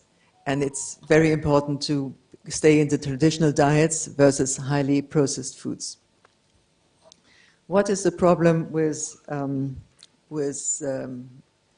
I was talking about undernutrition before, what is the problem with obesity? Today in the world, we are in a strange situation that we have a lot of people who are starving or not having enough, but at the same time we have a lot of people who have too much. And so we count now that almost a third of the world population is overweight. 2/3 of these live in lower and middle development countries. This is a terrible thing because it affects a lot women and therefore children. It leads to gestational diabetes, large newborns, and therefore also to blindness. We have in India, 40% of women have abdominal abdominal obesity. Now, if I can explain, an obese person is normally a person which is large on the whole body and has an BMI of over 30. And abdominal obesity means that you have a lot of, how do you say, fat, abdominal fat, and this is very dangerous. So you have to be very aware of this. 40% of women, 20% of men, and that means that if you have 80, it's an average of 35 inches. I don't know if in here you work with inches or centimeters. Centimeters. So it's 80 cent. If you have over 80, if you have 80%, 80 centimeters waist circumference, you are deemed have abdominal obesity as a woman, and 100 centimeters for a man. And this is something you can easily find out at home with a meter, but it's very important to know. And if the mother, therefore, is obese and passes it on to the child, and the child doesn't, it can't be checked, then it persists into adulthood and with a lot of health risks.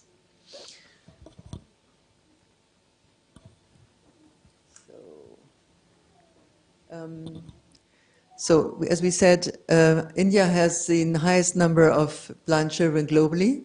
It's about 270 to 320,000 people. Childhood blindness prevalence is in average 0.8 per 1,000 children. And the economic impact for this is $118 billion annually. And this is terrible because it could be largely preventable with proper nutrition and healthcare.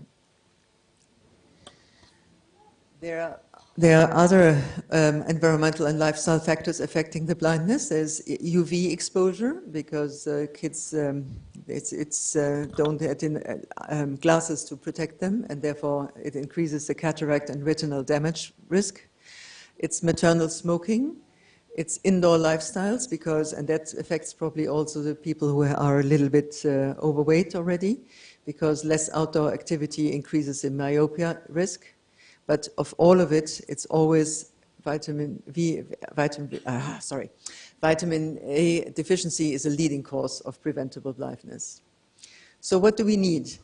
We need to strengthen the fortification policies to make these foods which are fortified available to everybody and to be affordable. We need to expand nutrition education. We need to improve healthcare access. And we need to tackle undernutrition and obesity and promote sustainable food systems. So please ask yourself today, how can I support better nutrition in my home, my community, and my industry? Each of us, whether as policymakers, educators, or individuals, can make a difference. To fight against preventable blindness, it starts on our plates. So there you see a normal plate with no meat, as you can see, but it's with grains and vegetables and fruits and whole grains. Any questions?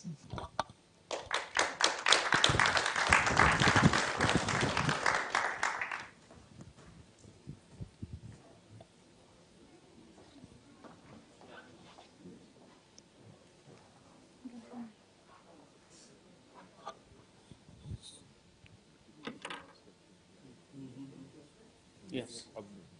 Nice. I have multiple questions later we can discuss, but the main thing is we doesn't have a tracking system, I hope. Like example, vitamin A, how many mg men should consume and women should consume, and vegetable fruits, once we add any fruits or vegetable in the any system, it can track and how much mg vitamin A or C or K, whatever vitamins and other protein, carbo and fats. Is there any devices to track and it can give the result we should consume like that? There are loads of there are loads of apps which allow you to track how much protein and carbs and lipids you're taking. But actually, it's more important to I was talking about in the past about empty calories. It's not important to think about how much calories you're having. It's really more important how much nutrients you're taking. So it's more important to find out where was the food made, which was made. I can give you an example. I have a school at home where I'm on the board, where I had to check the provisioning, and they have. It's 400 people in the school. They have 3.5 cooks. We all felt that there was enough, many cooks to cook for the children, but the children were always complaining. We thought all children always complain, so it doesn't really matter. But then I went and I looked at the buying sheets for the kitchen, and I realized that most of the food which they were receiving was actually already pre-cooked, pre-prepared, and they were just putting it together there. So if you think about it, when you harvest something from the land, it has to go from the land to the store, to the distributor. It has to then go, it has either to be frozen, you have to think of every single step. The shorter the steps are, or the better you can preserve the food, the better it is going to be on the table. Correct, yes. I hope.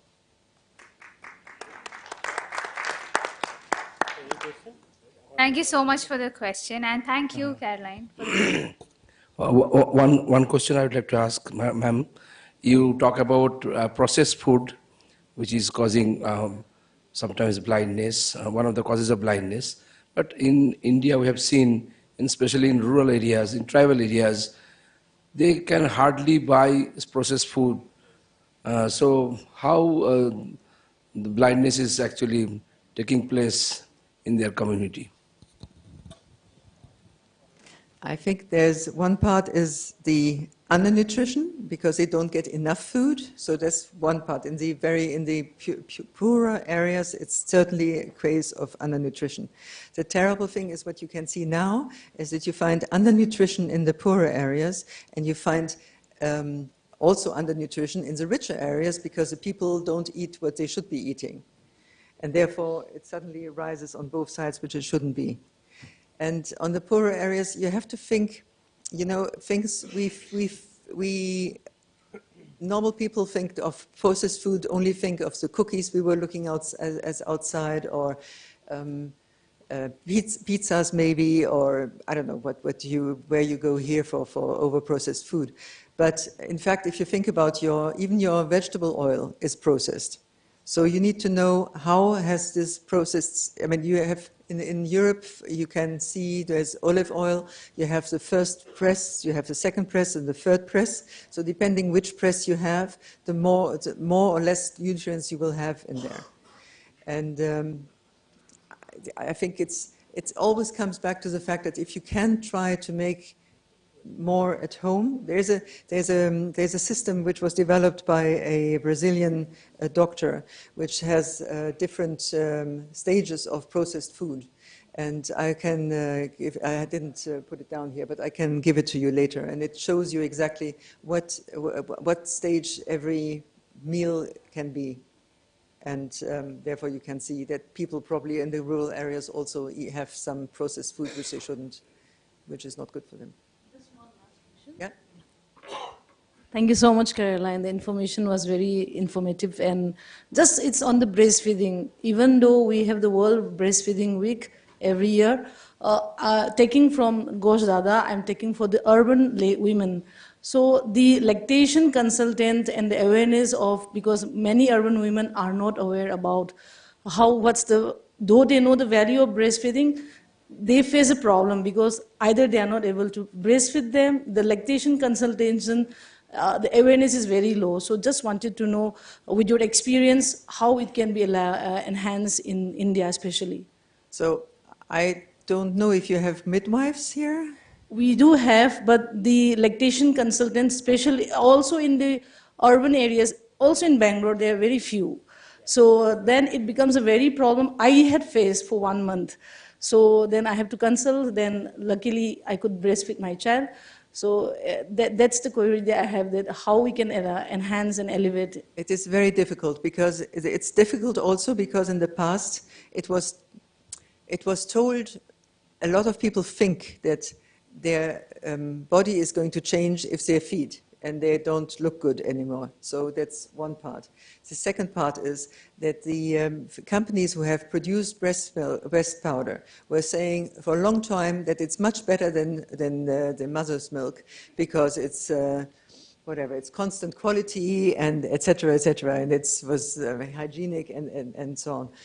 And then there was another thing which I was told also from actually my friend who is a neonatologist, because at my time they said feed 4 months and then start to phase out, and now they say 6 months and then phasing out.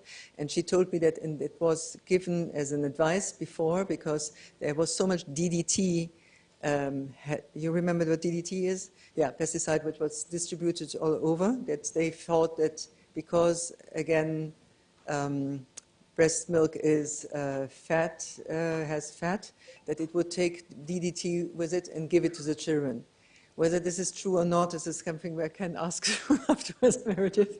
But so that's annoying. So people have this in mind, and they don't really go and think about this. And then the third thing, which is really important, I was very lucky that I had a nurse who was telling me how to feed and to push me through this. You need to have somebody with you who is actually showing you and makes you persevere. I think every woman in the world should be able to breastfeed. That's how we all here, because our grandparents, they didn't have any powder milk, so we all survived with normal breast milk. So we should all be able to do this. But we need somebody who's actually showing us and helping us and go through the times when it's actually difficult and we think that the child has not got enough. Because again, this is a worry I think every mother had who has a child, that at some point you think, the kid is screaming, and maybe it's because I'm at fault, and it's usually not the case. So you need to, you need places like the place where this program to really teach people to be confident and to persevere and to trust.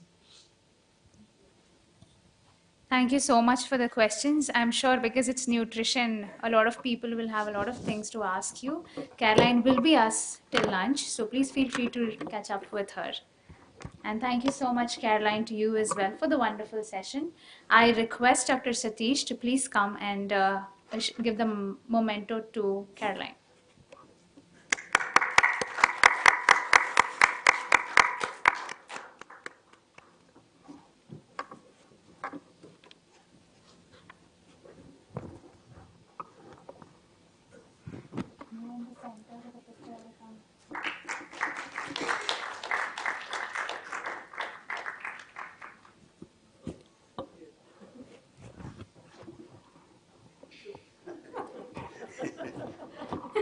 Thank you so much, both of you.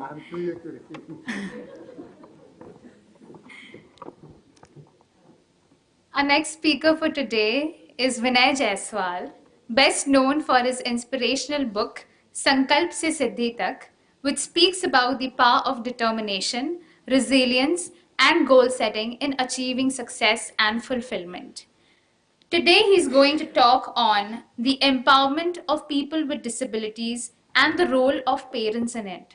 He is also the president of Saksham Vadodara and also the production manager at Vadodara Sun Pharma and the founder of Able Age Foundation. Along with this, he is actively involved in mentoring young minds and conducting workshops on leadership, self-development, and achieving excellence. Let us all welcome Vinay Jaiswal.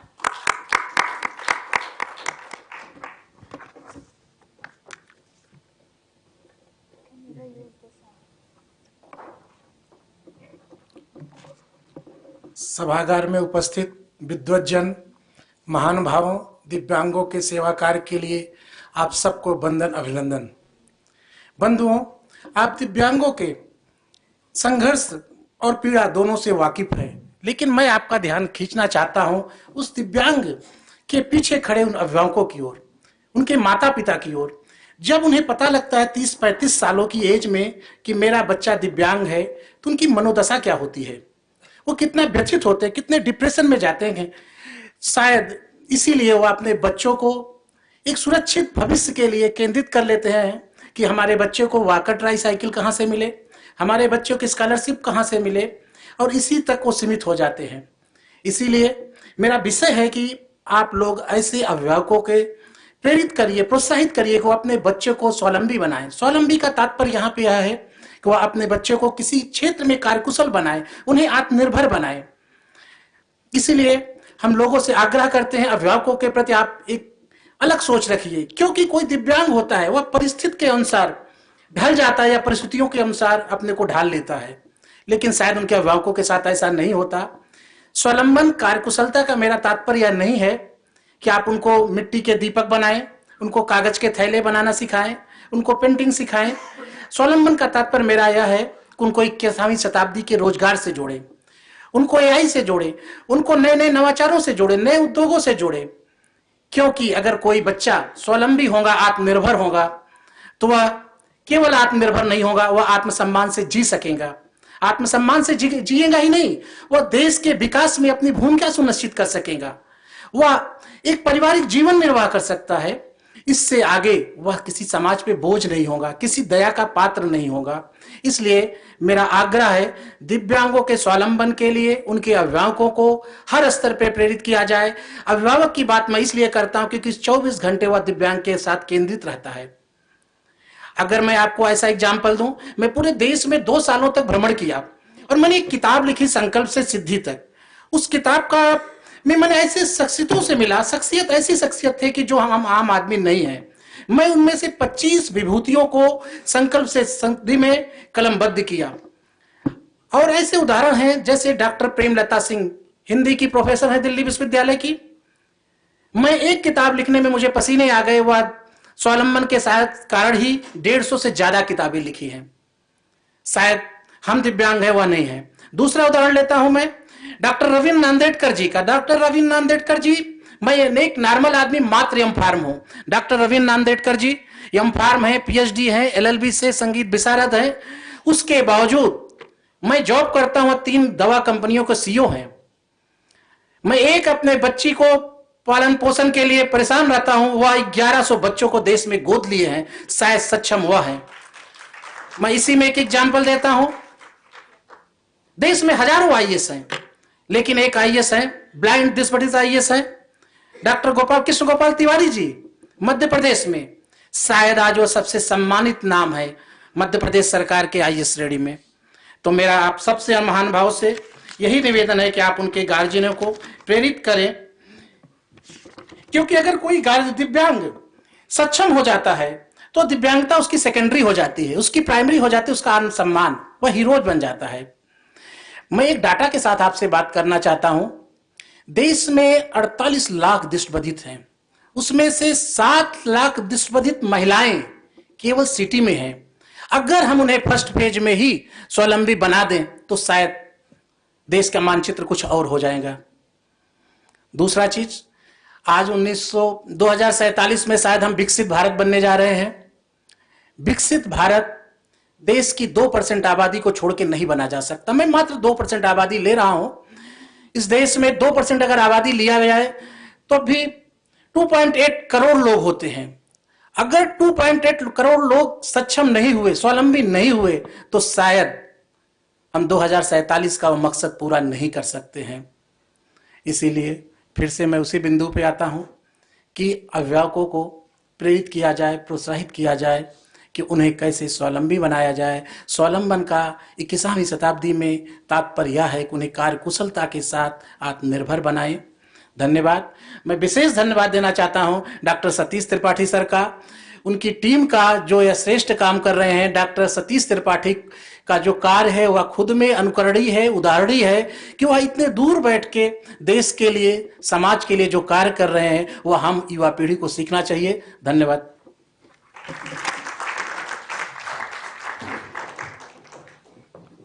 Thank you so much विनय जी। आप ऊपर आ सकते हैं वापस। आपके लिए एक token of appreciation है। हमें काफ़ी अच्छा लगा आपकी बातें सुनकर। Thank you so much. I would now invite Wing Commander Vandana to please come forward and give the memento to Mr. Vinay Jaiswal.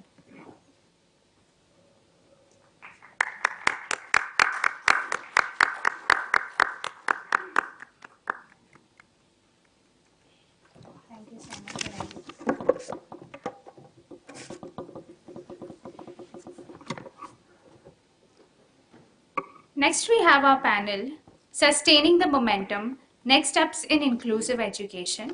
Joining us virtually is Dr. Paul Harper, an associate investigator at the University of Queensland, node of the ARC Center of Excellence for Automated Decision Making and Society. He has been International Distinguished Fellow at the Burton Blott Institute and an academic fellow with the Harvard Law School Project on Disabilities. Professor Harper has authored influential works such as Discrimination, Copyright and Equality, and Albinism at Work, published by Cambridge University Press. He is also a former Paralympian, a passionate advocate for disability inclusion, and he chairs the UQ Disability Inclusion Group. Along with him, we also have Dr. Bhushan Punani joining us virtually. He is Chairperson, West Asia at International Council for Education of Children with Visual Impairment and General Secretary of Blind People's Association India. He has also served as a member of the Central Advisory Board India. We also have with us Dr. Shushma Sharma, a retired professor of special education with a career spanning over 30 years. She has been Dean of the Faculty of Education at Kurukshetra University. She is also actively involved in various national and international educational forums advocating for children with special needs. We have with us Dr. Rajdeep Manwani, professor and the head of academic research at Sindhi College. He is a recipient of the National Award as Role Model for Empowerment of Persons with Disability from the Honorable President of India 2013. He also received the Rotary Award for Vocational Service in Education, the Extraordinary Pathfinder Award by Rotary International. Along with them, we also have Prithvi Raj, a Principal User Experience Design Manager at DE Shaw. He was also the Lead Experience Designer at Siemens R&D. He won the prestigious Global Siemens Inventors of the Year 2020 Design Team Award for UX contribution to Dubai Expo 2020. And finally, we have the moderator of the session, Dr. Anil Aneja, an eminent academician and author who has dedicated over 25 years of empowering persons with disability, is with us again today. Please welcome all our speakers with a round of applause.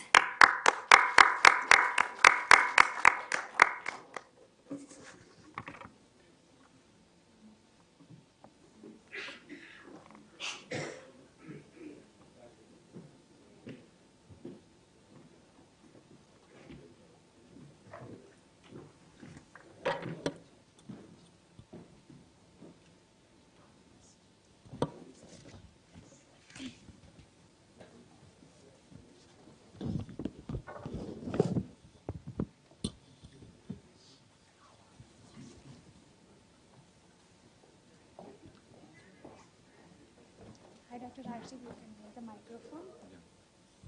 Thank you.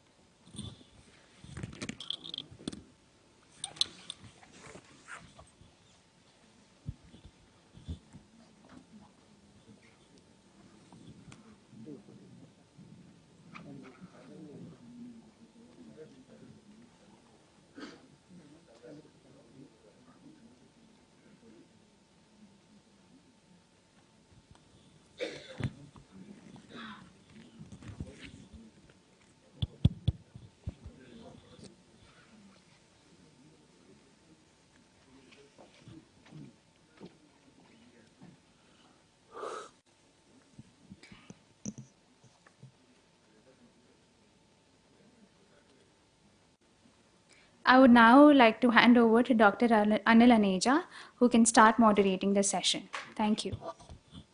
Good afternoon, everyone. It's a great pleasure and honor to be once again amongst all of you this afternoon. This time is actually afternoon, unlike yesterday when morning became afternoon. So thank you very much. I once again thank Kadam and particularly Dr. Satish Tripathi ji for giving me this wonderful opportunity to be moderating this esteemed panel, which I would say rich in every possible way. It's rich in terms of the theme. I would go so far as to say that the theme of this session is actually the central theme, or should I say, essence of this entire two-day conference. Because we have seen that momentum is definitely there. This conference and the very in-depth deliberations, along with the variety and diversity of experience which the conference has showcased in the area of inclusive education, leaves us in no doubt that there is a strong momentum along with other factors which we should deliberate. The panel is also very rich in terms of experience. We have people from diverse areas, people who have been professors, working with design, people who are of the stature of Professor Sushma Sharma and Dr. Bhushan Punani, Professor Paul Harper, Dr. Rajdeep Manwani, and Mr. Prithvi Raj, all very esteemed persons working in different ways, have long experience, and has made cutting-edge contributions in the area of inclusive educations. It would have not been so easy to put up a better pattern than this to deliberate on the theme of this afternoon. The pattern is also very rich in terms of sheer numbers, because we have 5 speakers, all very eminent, in a short span of 45 minutes. I've just been given my indicators. At 30 minutes, what would happen? At 40 minutes, what would happen? And then what would happen at 45 minutes? So our boundaries are set. And therefore, if we want the panelists to contribute and be concise and yet succinct as far as their inputs and their experiences in this area, which will inform our future work, are concerned, it's very important that first the moderation gives rein to his own tongue and perhaps gets into the business of the panel straight away. Though I have much to say in the area of inclusive education, have conducted 3 research studies in this area individually, and 5 research studies as far as our organization, the All India Confederation of the Blind, of which I am the president, is concerned. I would reserve those inputs for a later stage perhaps, except by saying one thing, that very recently I conducted as the principal investigator a research study on inclusive education of visually impaired children studying in government schools and trying to judge their subject-specific abilities and competencies, subject-specific brain reading and writing. The results have not been very encouraging. The data has been a problem. The data is often not, the study was conducted in 10 states of India across all the 5 regions, north, south, east, west, and central regions of the country. The data has been a problem. There are wide gaps as per the availability of brain books and brain learning, wide gaps as per extended core curriculum is concerned, and so on and so forth. So, but at the same time, we cannot deny that there is a strong momentum, as I said, not just this conference, but very senior persons who are on this panel would testify there is a strong momentum in the country. And this is an international panel because we have a close friend of ours, Professor Paul Harper, who is also online, along with Dr. Bhushan Punani. And these two, who have very deeply worked in the area of international arena of inclusive education, would testify. But before that, I would like to begin with Dr. Sushma Sharma, who has nearly 4 decades of experience in the area of education. She is a retired professor of education from Kurukshetra University. Sushma, if you could tell us, what is the present status, according to you, of inclusive education? What has been the journey, and where do we stand today? It will be my endeavor to at least give 2 chances to each panelist, so the time factor may be kept in mind by our, it is a humble request on the part of the moderator. Sushma, could you please give us some information on this? Okay, thank you so much, Dr. Aneja. At the outset, I would like to thank the organizer, Kadam or Foundation, the whole person behind Dr. Satish Tripathi ji, and of course, Professor S.R. Mittal and Deepthi, who could make it possible that I could come and join this International World Conference on inclusive education. I believe the broader theme is inclusive education. Education is for empowerment. And I started my journey, of course, 40 years back. And we were talking about integrated education for disabled children. Professor N.K. Jangira was the source who made it possible, who demonstrated in 10 different areas, hilly area to urban, rural, that integration for disabled children, especially visually impaired children, is possible. And we were very actively working from NCERT, and we made it very clear that inclusion is the way to go. Special education, we cannot categorize, we cannot make them dump somewhere in extreme corner away from the parents and neighborhood. So, Dr. Aneja, we started very strongly and we were very hopeful. Sushma, I have a short name, as you could call me that, as we often speak with each other. That's right, Dr. Aneja, but keeping the boundary as a moderator, I just want to give you that respect. Yes, Anil. Now, inclusive education is there. Now, the MEP 2020 has very clearly said that we cannot keep them away. Education for all, including all children with disabilities. We cannot think of education for all without them. But now, in the name of inclusion, I think we have decentralized so much that we just don't know where we are going. As you rightly pointed out, the blind children are really suffering a lot. Braille, there are no teachers. And obviously, depending on other mode of communication, is possible for them, but in the beginning they will have to go with Braille so that they can really know what is there in the language in terms of spellings and the grammar and all, which will be missing if they are simply listening and then following. So I don't think so we are doing very well in inclusion, and this is the time we have to have a roadmap. And instead of decentralizing, there is somewhere centralization is important so that we can learn from each other's experiences and we can really see the progress, how we are going ahead.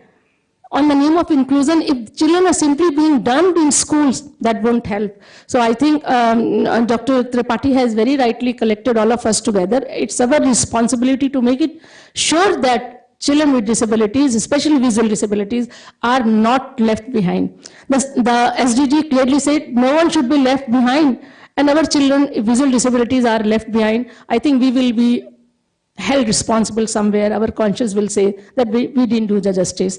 And I am realizing the problem now, having this knee problem, that certain things we cannot know how many types of problem they are facing when they are visual disabilities, because it's very difficult to know without having that, So with this present experiences which I'm having from the last 1 or 2 months, I feel we need to do much more than what we are thinking for doing for them. So I will have another opportunity to share with you. Sure. Thank you so much. Thank you very much, Dr. Sharma. Thank you very much for that very realistic portrayal of the present scenario. Dr. Panani, I would now come to you. I hope I'm audible to you.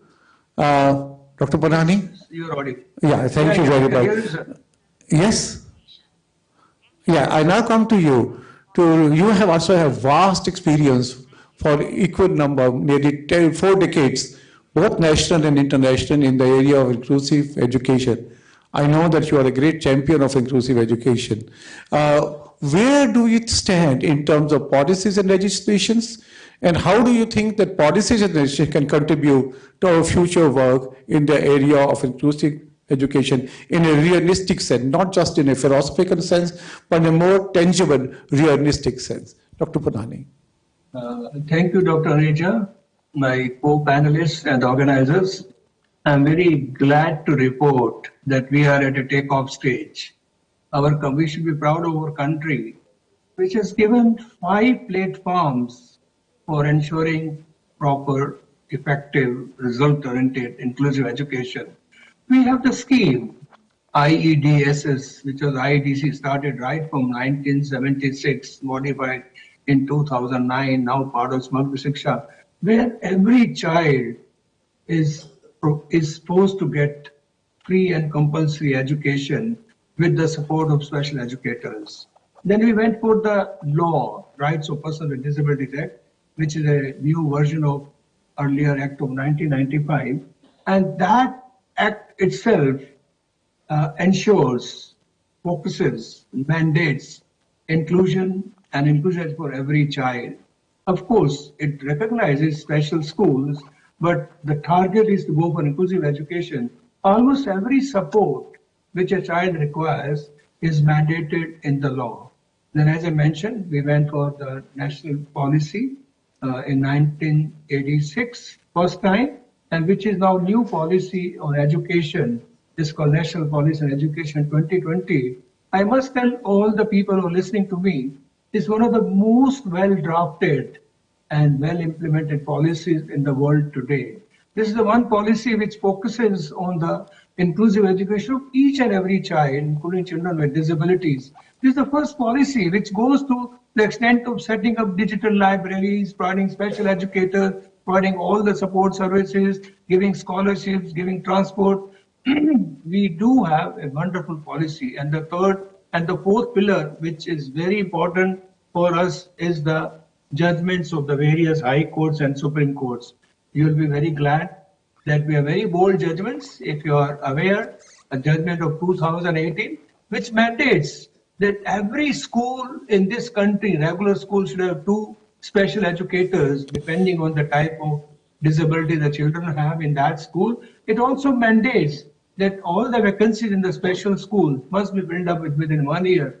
And if I go one step further, all the policies, laws, judgments put together make the whole system very inclusive. Just to add, every child with visual impairment in this country is entitled to free of cost Braille books. I don't know of any country where every child gets Braille books free of cost under the central scheme. And there's no question of any age criteria, anything. Just you have the UDID and you are studying, you get the Braille books. Every child is entitled for the talking books, book share, as more than a few million books, including the textbooks available free of cost. There are a number of digital libraries, Sugam Pustakalaya, which has really changed the situation. And then the scholarship. Here I stop with one conclusion, that we have come to a very, very commendable position as far as laws and policies are concerned. But the only problem is their implementation. Only problem is understanding them. Only problem is taking them to the reality, to the real world, and seeing that everybody respects those laws and policies. Thank you.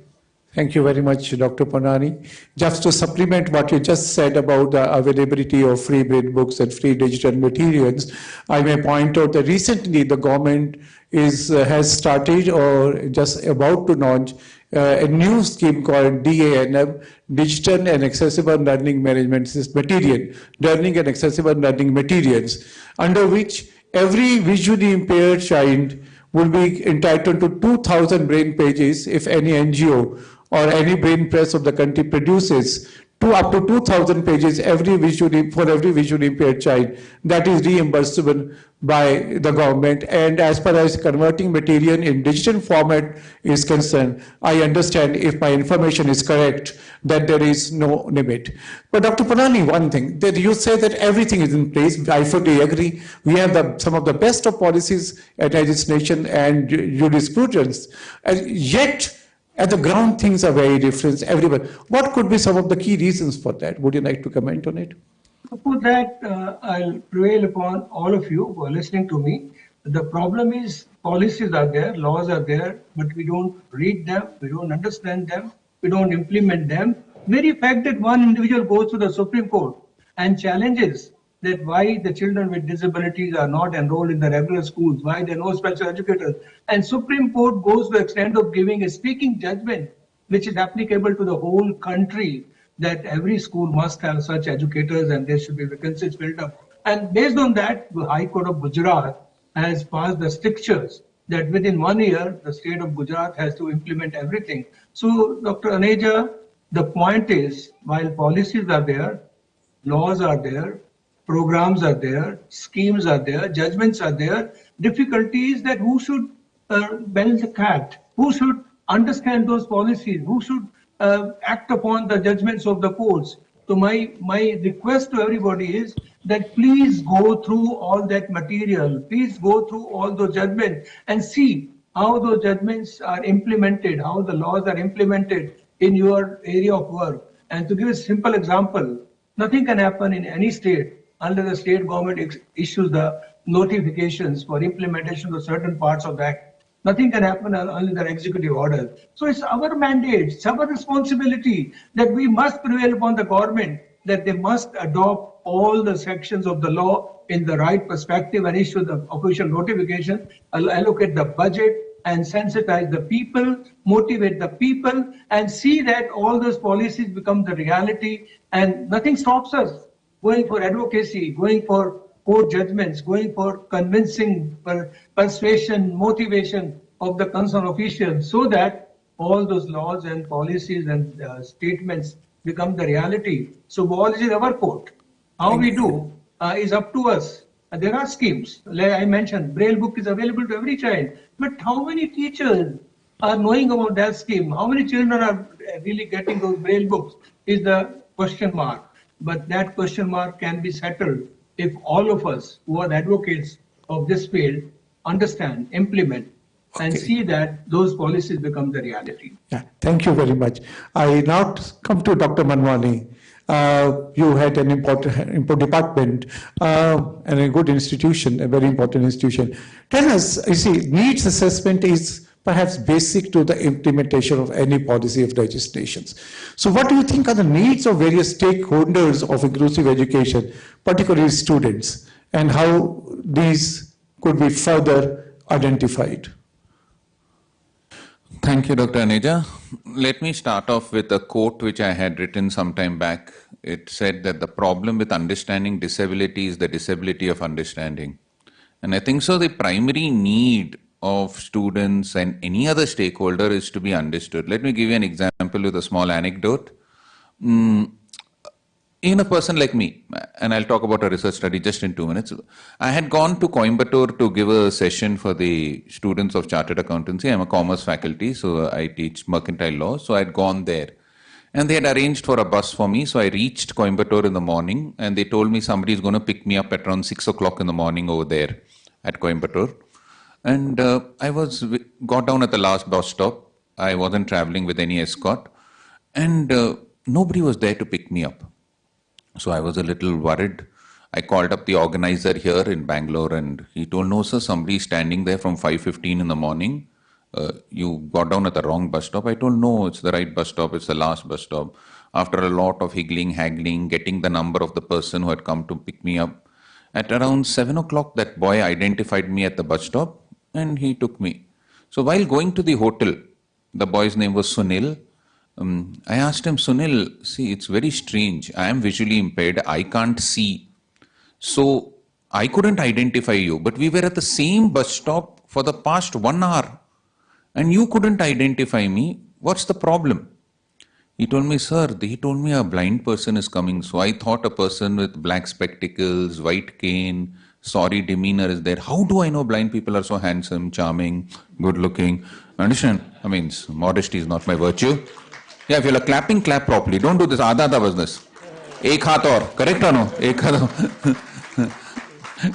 Good. Okay. So I feel that the first need is to be understood. And the primary barrier for the need problem is we make assumptions. If he's a blind person, he will be black spectacled. If he is blind, he won't be able to do such and such a thing.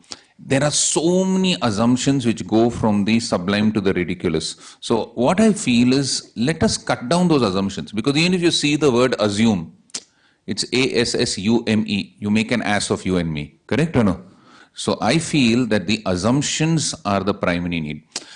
Coming to the research which we did for students who are visually impaired from our institute on what are the needs, we identified 5 basic needs. One was need for certainty. All students need some certainty as to what is the curriculum, what do they do as a blind person, will they get the material or not.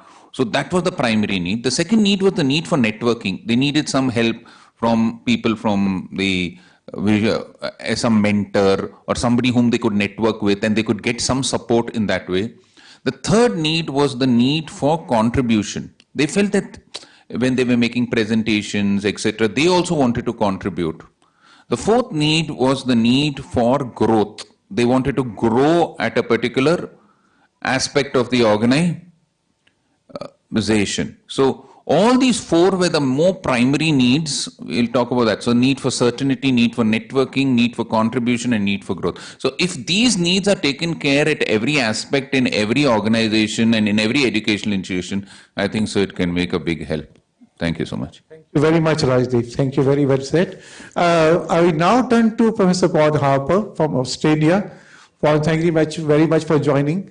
You have a vast international experience with U21, with the European Union, with the Harvard Law School. You have been on various universities' boards as minister's nominee in Australia. We understand that Australia is in the process of reforming its early education and higher education. Where do you think we in India can benefit from these experiences or these initiatives in the area of inclusive education? Paul. Thank you to the organisers, and also thank you for the opportunity to speak to you today. I think the one area where all of us can benefit from each other is through international collaborations. Like Anil was involved with helping setting up the World Blind Union's getting the Marrakesh Treaty through, which is an international document which has implications for everyone who has a division impairment in the world. And university-to-university collaboration, such as through Universitas 21, we collaborate with New Delhi, University of Champaign, there's in Illinois, Champaign, there's 4 universities in Australia, or New Zealand, across Europe. All of these collaborations, we get to share what we're doing. Now, when we're doing that, we're also building connections and networking. So today, earlier speakers, for example, one talked about, the first speaker, sorry, I missed your name, but you mentioned the idea of a plan. And that's something which is really critical. For example, in Australia, we have a lot of goodwill at the top of universities and in Parliament at the moment. Our Minister for Education, he's a top bloke, Minister Jason Clare, and I've had we've worked together on a few projects, and there's another one coming out which I'll be leading. So there's a lot of really exciting things. And university leaders are really proactive. Like I have my Vice Chancellor, Professor Debbie Terry, and there's a lot of good people at the bottom, but there's also a lot of people at the bottom. I mean, I say bottom, and in terms of like students, you've got academics, people wanting to do good, but without a way to advocate, without a pathway.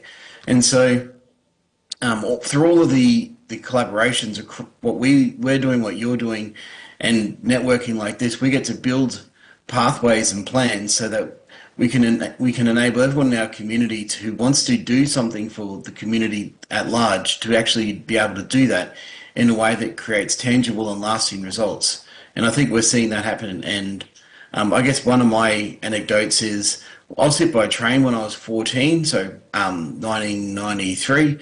And when I woke up in hospital, there were some people telling me I should go to a school, basically get ready for a sheltered workshop because they still existed. And over the years, they've shut down. And now we're seeing, look at who's in the audience today, professors who are totally blind. I think we've had a really positive movement in our community across the world, in the vision impairment community. We've got a long way to go, but I think we should be positive and uplifted in the successes of the people around us today. So thank you for that. Thank you very much. spot. We will try to come back to you again. I now go to Mr. Prithviraj. Prithvi, you're working in the area of design and inclusion in a mainstream organization. Often what happens in mainstream organizations or corporates, that inclusion becomes a site of limited activities, just a crusade of a few individuals, a small team working on inclusion in this particular context, inclusive education, but the rest of the world in the organization doesn't have much to do with it. How do you see strategies? What could be those strategies by which inclusion becomes a commitment for the entire organization at all levels and not just a commitment of very few? What are your experiences and your work about inclusive education briefly? Thank you, Dr. Aneja. Good afternoon, everyone, and thank you, Dr. Satish, for the opportunity to be present along with this esteemed panel. Before I go to the question, I'll quickly add a few lines about my experience with visually challenged friends. So I've been working with visually challenged friends for the past 11 years out of my personal interest, and one program called Project Akar, which implemented learning aids using 3D printed tactile puzzles to teach basic shapes like triangles, semicircles, and rectangles, etc., using simple monuments like tactile Taj Mahal, and the window in Taj Mahal becomes the same window in Leaning Tower of Pisa, and the minar in the Taj Mahal becomes the pillar in Eiffel Tower as a structure. So taking architecture, culture, and expanding their understanding through geometry was a project which we did with guidance from Dr. Kyle Keen from MIT. And we got it implemented in Bangalore. What I'm proud to say is that this inspired many programs, and it was later implemented in China, Saudi Arabia, Boston, and it's going around the world. So an Indian idea is impacting many visually challenged friends across the world. So I come here on my personal experience and not representing my organization. Having said that, also adding to your question, Dr. Aneja, and to the other points which the panelists mentioned. First thing is for us to know, when I say for us, everyone involved in this process of ecosystem, sighted, non-sighted, everyone, to know that what facilities are available for us. Say if a child is informed that she or he is eligible for certain number of pages, not knowing 2000 number of pages to be reimbursed, at least she can claim for it or ask for it if the teacher forgets it. Or if the teacher knows it, at least they can remind the principal that we have such a facility and claim it. Now, where is the gap? Teachers are typically trained in teaching, but not trained in administration. So administration is a totally different game. A teacher who is promoted for a few years, 10, 15 years, becomes a principal and is expected to administer the school or do all the administration. But the necessary training to become an administrator, to say, I need another room, and I want, this is the proposal, and I have to apply it to the government. All this is an administrative process which the teacher is not trained in. So without this training, the same people who are unaware keep rotating in the system. Maybe the child becomes an employee in an IT firm, but the child is now convincing the CSR personnel to give some facilities, but we claim the CSR money for a different cause, not for the cause which is really important for the need of the students. So eventually, where it is trickling down, the same students, it is us sighted and differently abled, who grow up as children, become employees in an IT corporate. So where is the sudden knowledge of these rules that would exist? So it is important to be informed. While government is the policy maker, we are to use the policy for which we need to know these policies exist. If my teacher forgets, I'll remind her. If my principal forgets, the teacher reminds her. Because we have so many responsibilities to take care of, so it is okay for us to forget. But are we empowered enough as each individual to at least when someone forgets, can I remind them? So if the teacher doesn't know, the student doesn't know, the principal doesn't know that a government policy exists, so it won't get implemented. So it is about awareness, and maybe an easy way to make this awareness possible is a good opportunity. Yeah, thank you very much, Prithvi. Dr. Sharma, I come to you once again. You talked about the status earlier, and others have talked about strong policies and some good practices. No denying that there have been some very important initiatives, very successful initiatives, otherwise we wouldn't be sitting here. There was a time, as I said yesterday, we couldn't talk of inclusive education. Now we are talking globally. How do you see those successful initiatives continuing and remaining successful for our future momentum and future steps and future success? How do we preserve the present success to take a leap into the future? Thank you, Dr. Aneja. In fact, the successful best practices are limited to only those organizations which are using that. And unfortunately, these are not being circulated. And everything is there in the policy.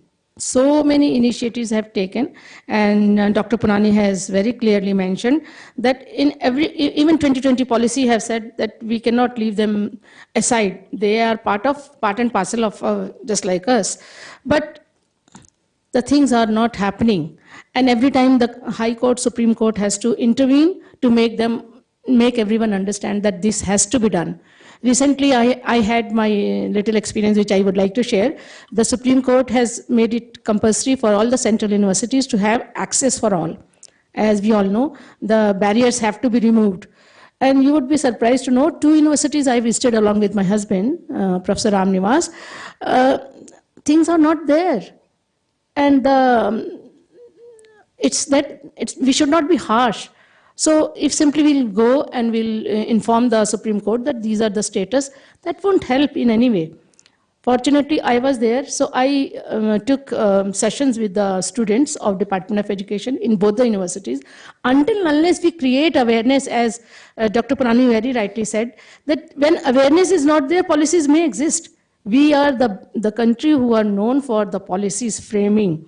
Every country is consulting our policies. But when it comes to implementation, we are the one who are not able to implement. In ground realities, these are not happening. Best practices are there, but they are limited to only the organizations only. These are not being shared. No hand-holding is there. I was having experience doing my PhD at University of Queensland, Australia. I'm very happy to see one speaker from there. 24 years back, they had access for all. And we are still struggling to have even remove the physical architecture barriers, which everybody, all institutes are trying to do it, but it's just for the sake of that. It's not functional. Even if you use as a able-bodied person, you will become disabled, and if you use the ramp what they are making just to show you that it is there. You can put yes. We had a very bad experience with NCT when they made the for recognition for B.Ed colleges, like there is a hall, but hall dimension is not mentioned, functional with it. So these things we have to be very careful. The quality aspect is being ignored. Quantity should not be considered as final. Quality is very important because we are going to deal with human beings. Human resource development is possible when we have taken care of all these things. Best practices are there. Mehsana and Dr. Purani's institute is known for that. They have got community-based rehabilitation, CBR. But now how many are following? So we need to have roadmap. Like national level organization, Dr. Punani is even having with ICVI, can make these things happen because they are the one who can raise the voice at national level that only through paperwork we cannot go ahead. We have to do things practically happening for the visually impaired persons in the society, in the school, so that they can become educational empowerment is possible only when we provide them education in real sense. Quality education is set in the SDG. It's not only education. It was long time ago that even candle making was education. It's no more. It is a quality education for which equity is very important, and we have to make sure. And best practices, these are there, but these are limited to only urban areas. Rural areas, they do not exist. Yeah. Thank you. Yeah, thank you. Dr. Pranani, I come to a very important point Sushma-ji has made, that most of our analysis initiatives are budget-based, target-based, in terms of numbers, what needs to be done, how much amount. How to ensure quality in inclusive education? We often talk about quantities, numbers, these many RAMs, whether they are useful numbers in Samagra Shiksha, whether the numbers actually are there in schools, we are not very sure. Often when people go for research, it's found the numbers are not there. How to move from this quantity and budget-based targets and modules to more quality approach to inclusive education? I also understand that you have a short video. We are very much short of time, but yeah, we would request you to play also.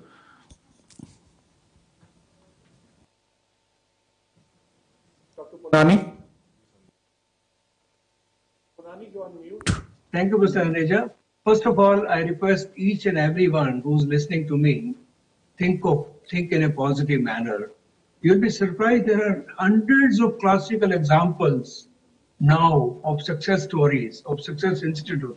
I'll give one small example. 2008, one gentleman, Amit, he goes to the court and gets the order that he should get admission to IIM Ahmedabad.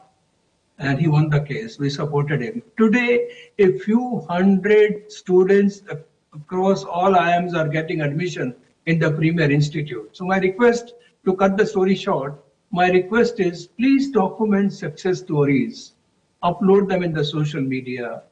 Please document successful examples of universities taking initiative, school taking initiative, government taking initiative, people themselves taking initiative, organized taking initiative, and document them and project them on the social media. How often do we get good information about the things happening across the country? There are numerous examples of people becoming IAS officers, leading lawyers, low vision people becoming medical professionals, medical faculty. There are people becoming bank employees, railway employees, and doing extremely well.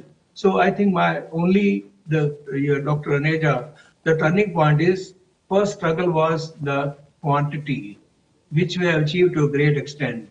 Now, next, second struggle is the quality, which can be achieved by convincing the people that this is a mandate. Accessibility is not a matter of choice. Giving material is not a matter of choice. We have to give it as a mandate. And I repeat, 4 steps.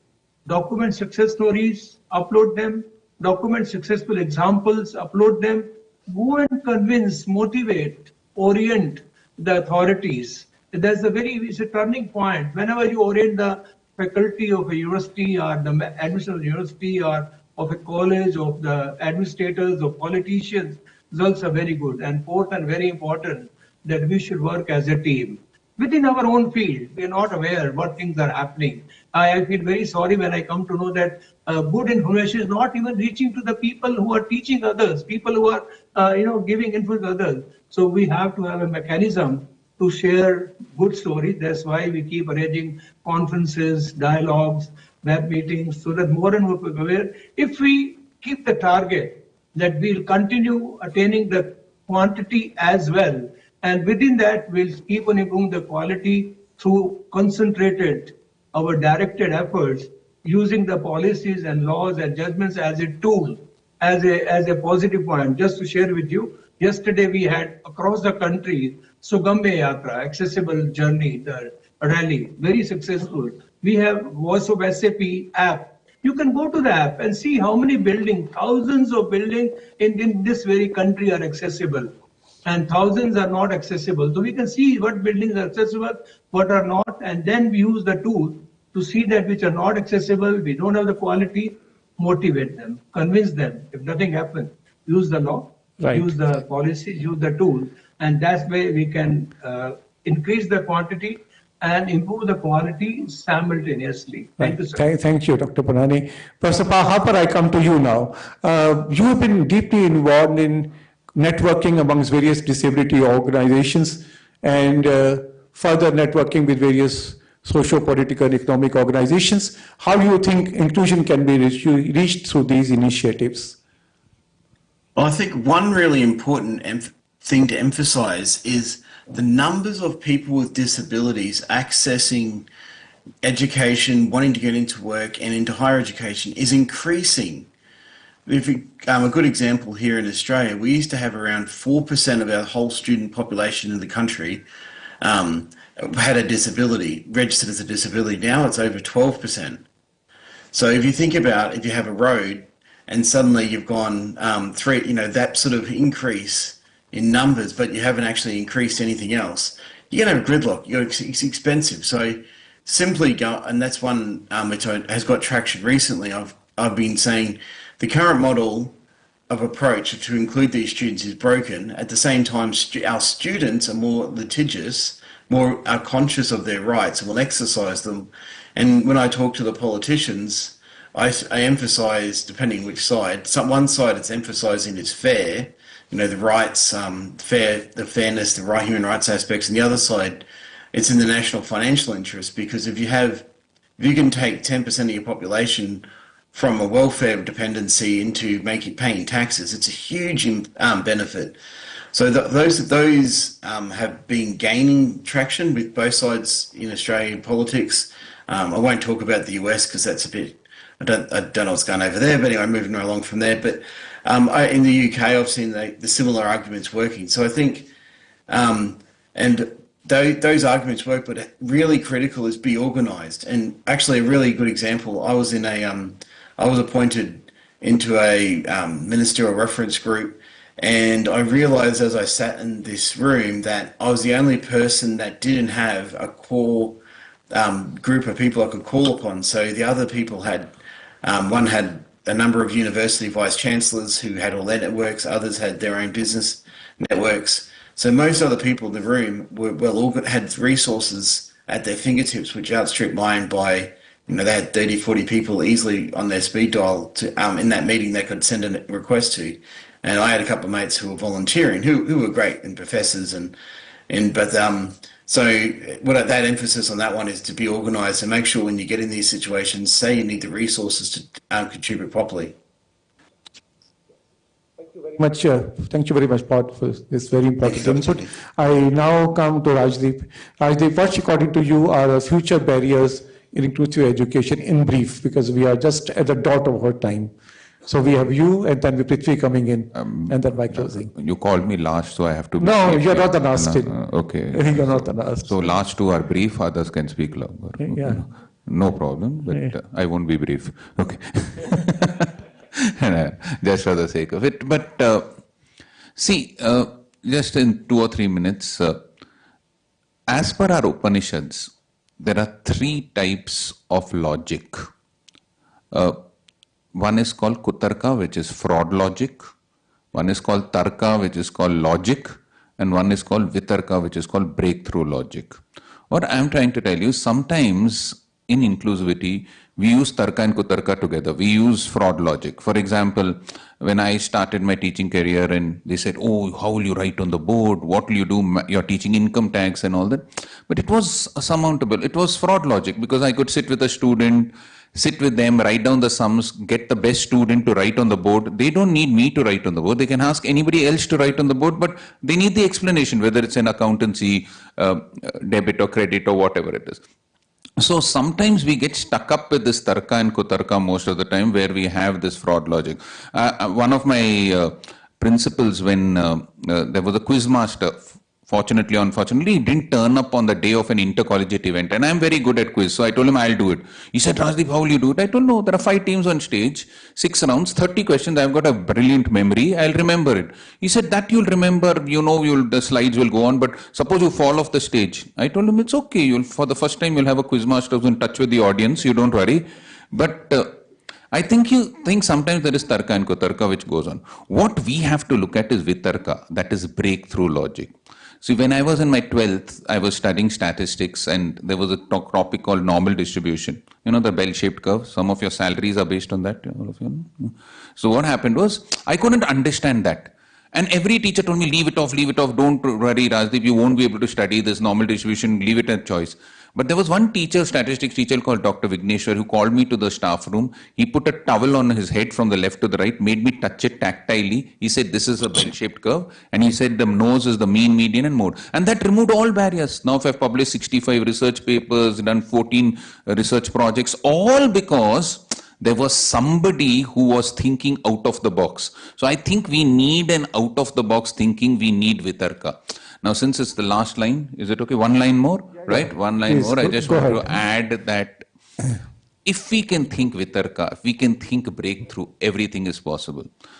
Just a month back, I had gone for a corporate talk to Hyderabad. When I came back to the airport in Bangalore, I was standing for the cab and I asked the person standing next to me, is there any over here, what is around me? And he said, sir, there's a big billboard of a real estate company. And I said, what's written on the billboard? And he said something very interesting, and I think so that should be the way forward for sustaining momentum. The billboard read, you have landed, but have you arrived?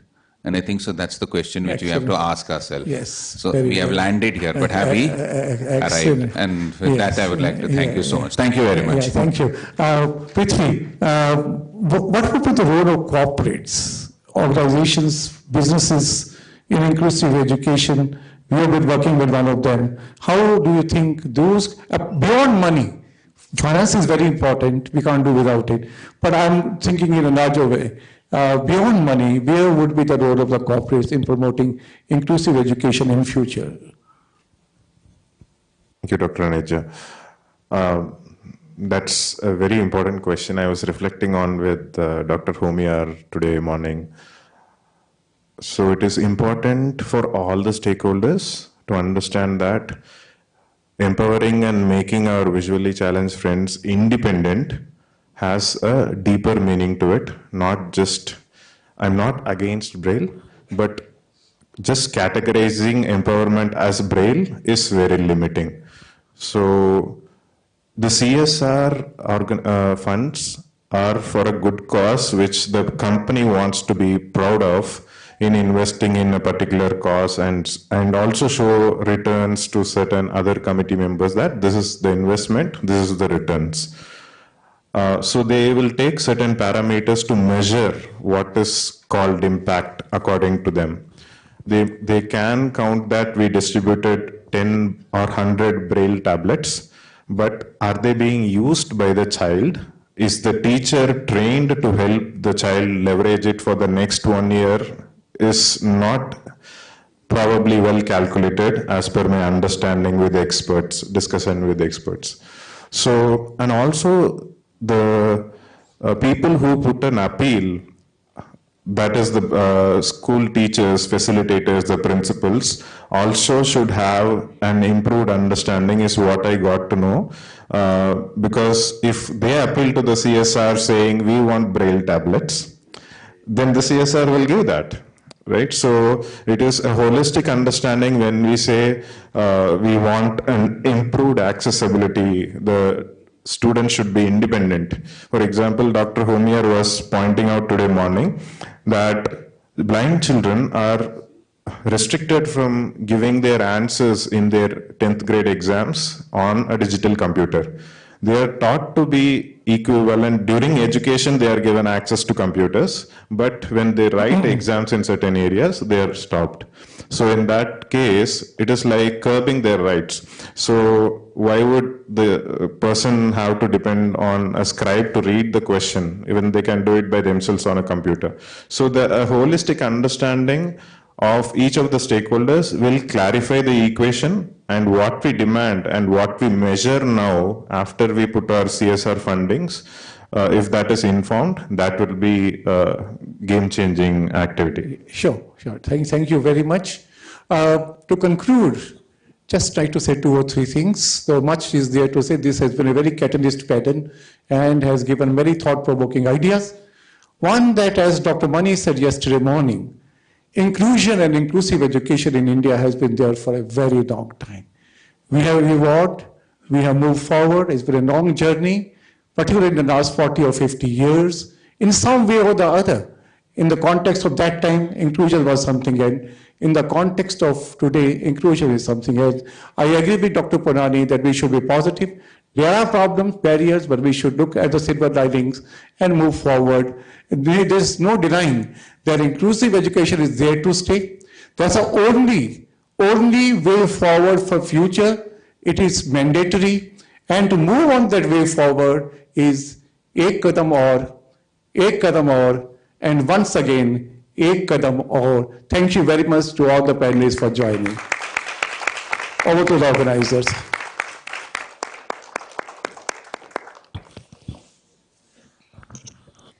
Thank you, Professor Aneja, for wonderfully moderating the session, and Dr. Paul Harper and Dr. Bhushan Punani for joining this panel virtually. Truly grateful to Dr. Rajdeep Manwani, Dr. Shushma Sharma, and Prithvi Raj for your enriching insights. I would now like to request Ms. Ankita and Ms. Kirti to come forward and give the mementos to our panelists and moderator.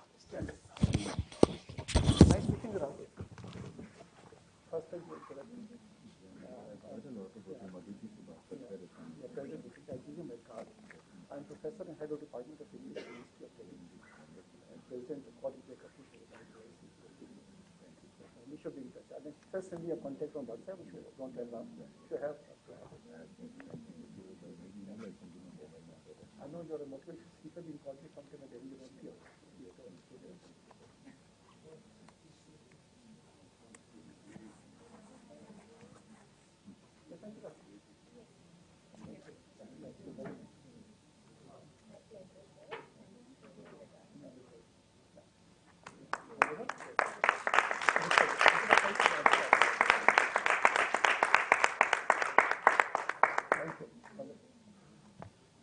Rajdeep is right next to me, then Prithvi, the Sushma. Yes. Yeah. And then you have to go online in the Skype due to Paul and Bhushan. Yes.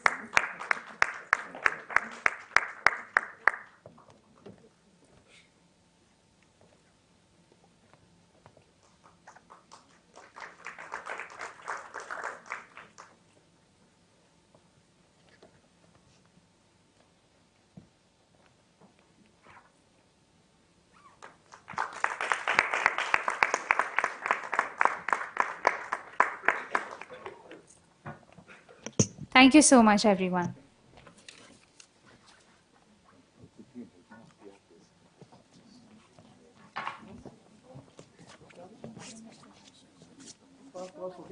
But 5 speakers, not a easy task.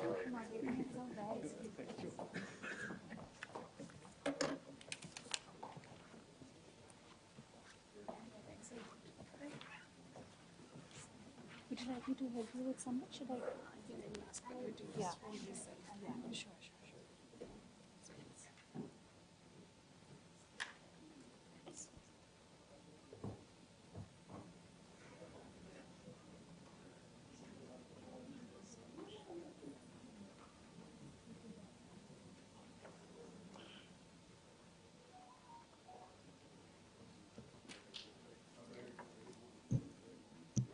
Next is an insightful discussion on education and public health for transforming outcomes for blindness. For that, we have with us Dr. Meredith Rosenthal. She is a professor of health economics and policy at the Howard T.H. Chan School of Public Health. Her research focuses primarily on policies that are designed to improve the affordability and value of healthcare in the United States. She has been an advisor to federal and state policymakers in healthcare, payment policy, and implementation. Please welcome Dr. Meredith. Joining her is Dr. Satish, founder and president, Ek Kadam Aur, on this panel. Over to you. Thank you. Let's see. Do I need to turn it on? Not yet. It just warms up.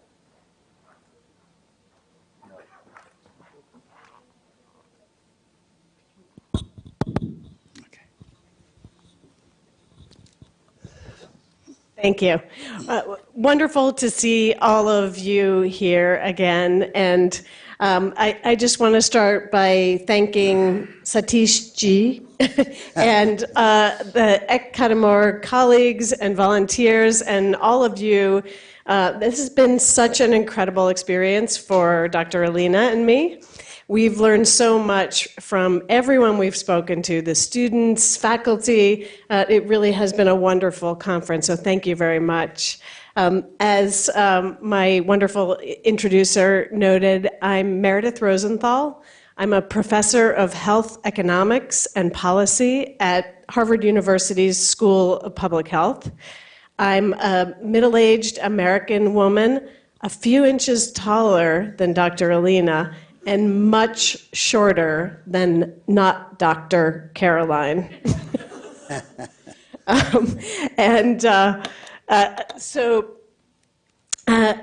As a public health person, I have to say I love the topic of this conversation, which I think has become as we would say in the US, a fireside chat. So picture the fire.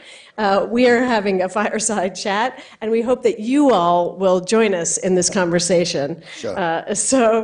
The World Health Organization defines health as a state of physical, mental, and social well-being. This definition obviously goes well beyond the absence of disease. And so it's obvious to me that the work we're talking about here, empowering people with visual impairments, the work that Kadam does is public health. There is no question. So much of the conversation that we'll have today is how do we operationalize that? How is the health sector actively engaged in the work of impairing children and adults with visual impairment? And so I wanted to start by just asking for the way you think about the intersection between public health and the work that you're doing here. Sure. I'll start this by mentioning two things. One is that we provide the health service to all 500 students who are in our Arnoda program. To the extent that any and every possible challenge they might incur, we help them out. We pay for it, we find doctors, we find nurses. The only thing we do not do is administer medicine ourselves, and there are regulatory implications for that. The second aspect there is that, as we know, education is a major determinant of public health. Through education, we believe that our student population in the Arnoda program takes this message of good health and hygiene to their families, to their siblings, and others. And I think that's kind of an indirect approach that we are taking. And the final part here is that because education is a known determinant of public health, it is particularly true for this population that the governments of the world should actually push for, because through education comes the financial independence for the family, and through financial independence generally comes better health. So. Yes, I think that's exactly as I see the WHO definition and the way we think about the production of health. I'm an economist by training, and it's very clear, I think, in practice that economic well-being, social well-being, the opportunity to connect with people in your community, all of those things improve health and also improve economic performance, both within the household and in the market. Sure. I think that makes a lot of sense. I don't know the Indian health system very well. well. I've tried to read as much as I can. But your country, like ours, is big and diverse and has many layers of healthcare policy. So I wonder if you could say a little bit about what are the barriers for visually impaired individuals in accessing healthcare and in attaining the best possible health, as Caroline defined it earlier, thinking about nutritional well-being as well. Sure. So we have in India, we have health for all under an insurance system that covers, I think that covers all people all underprivileged people, sorry. I knew the name of the thing, I just forgot. It's Ayushman Bharat, yeah. In fact, Ayushman Bharat CEO gave a talk at Harvard just a couple of years ago, very young, dynamic person. And so that's something that covers it. But a lot of people do not know about it still, even though it has been there for almost 4 years now.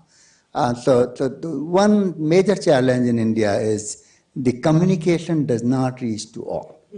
And the second part is that unfortunately, many of our brothers and sisters become blind because they don't get the treatment they needed at a certain time when they have an accident. And the reason they don't get it is just the ignorance, because for majority of them, parents are not educated. Parents did not go to school, so they sometimes do not see the value of taking a child to a doctor.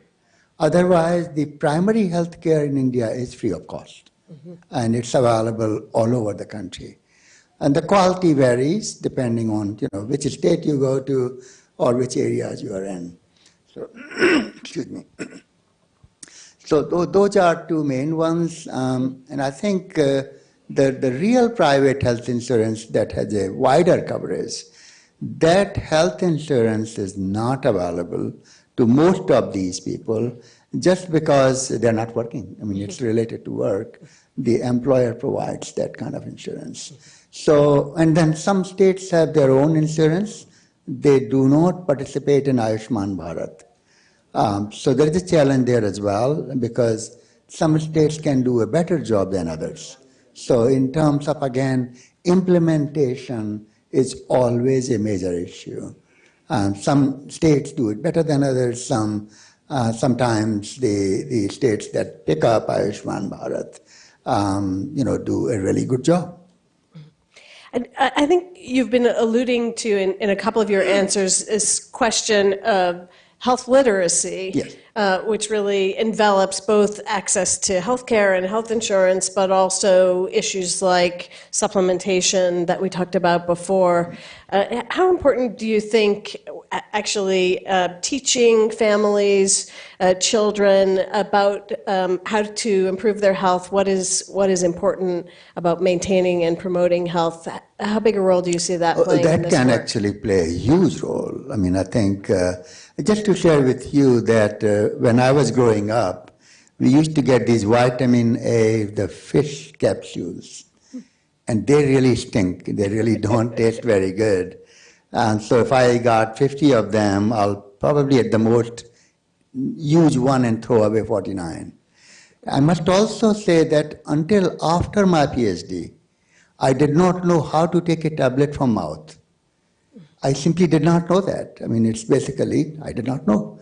I mean, I was quite outgoing. I had pen pals all over the world, over 100 of them. That's the only way I learned about the world, because there was no television in many parts of the country.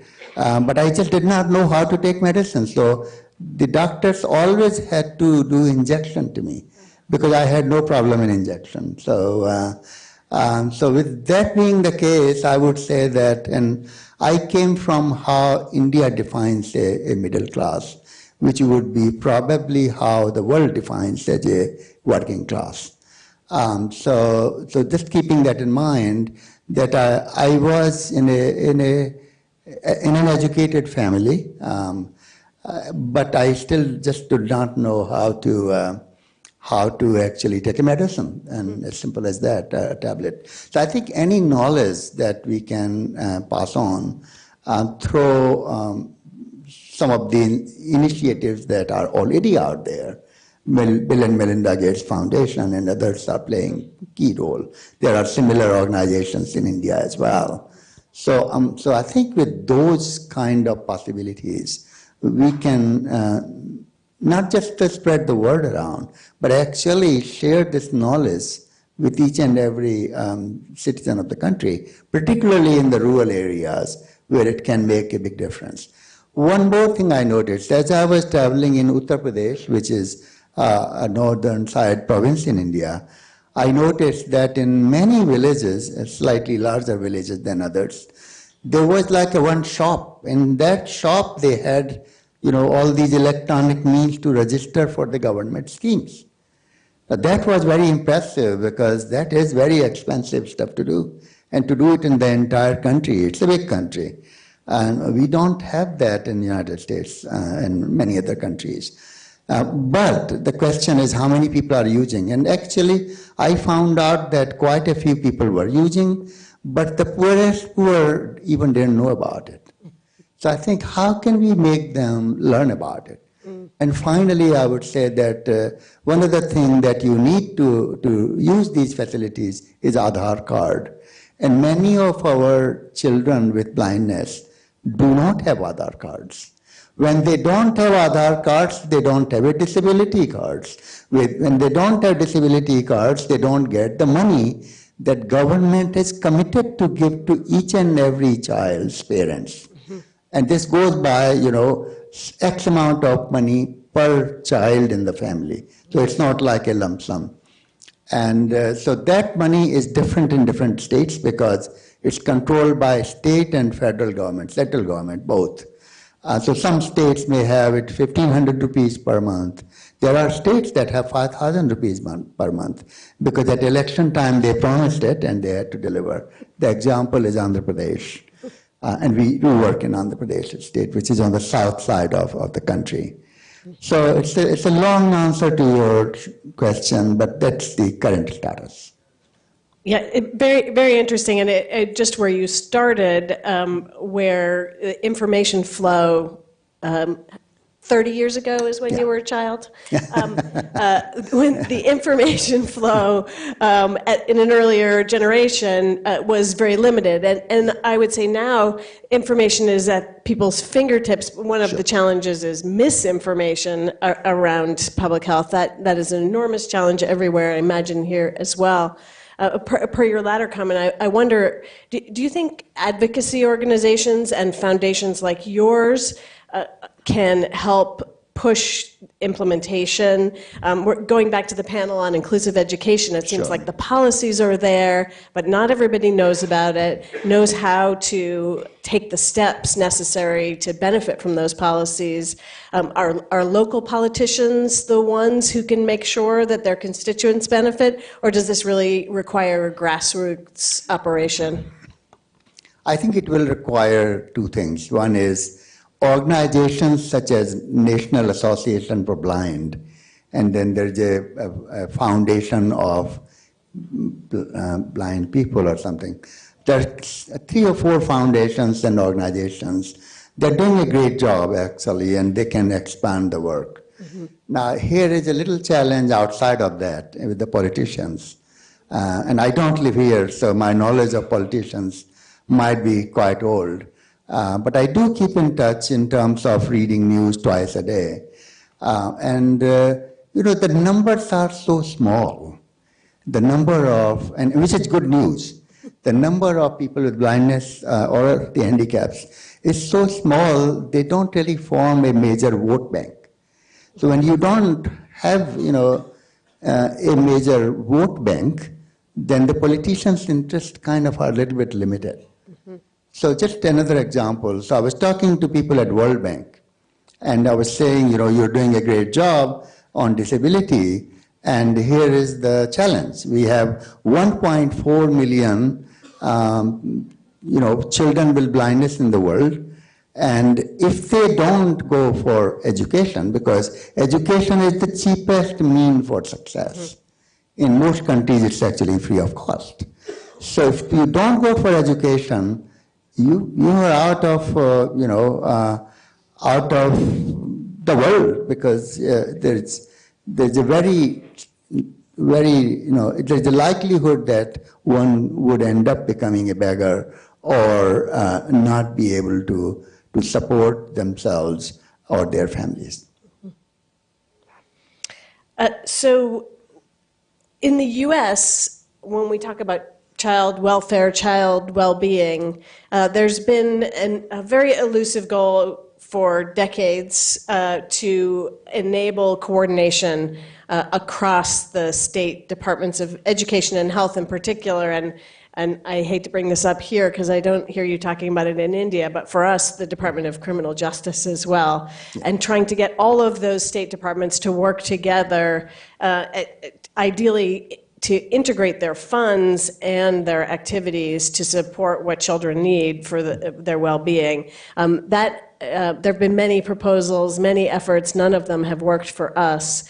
And I wonder, and I know you're here quite a bit, but you also are primarily in the US, if you know of any innovative approaches here in India to try to actually get decision makers in the Ministry of Health and the Ministry of Education and at the federal and state level to work together to support the empowerment of children with disabilities. Sure. So at the Commissioner of Disabilities from Karnataka shared yesterday that he's very actively working from district to district, covering the entire state, going personally to look into what the challenges are and finding creative solutions. What he's also trying to do is to actually, so the way the funding for this area is done in India is that this area, as far as I know, does not have its direct funding to use. They have to rely on funding from all other areas. So I think what Karnataka is trying to do is to request all other disciplines to give out a certain percentage of their budget to the disability area. Transportation, health, education.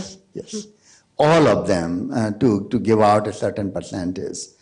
And I think that's going to really make a big difference. And we will see those results in next 2 to 4 years. And then I think the Karnataka could be a leading state that can test it out and then share the knowledge with the rest of the country. That's the only one that I know, unless audience. We'd love to hear from you if you're aware of this kind of collaboration at the government level.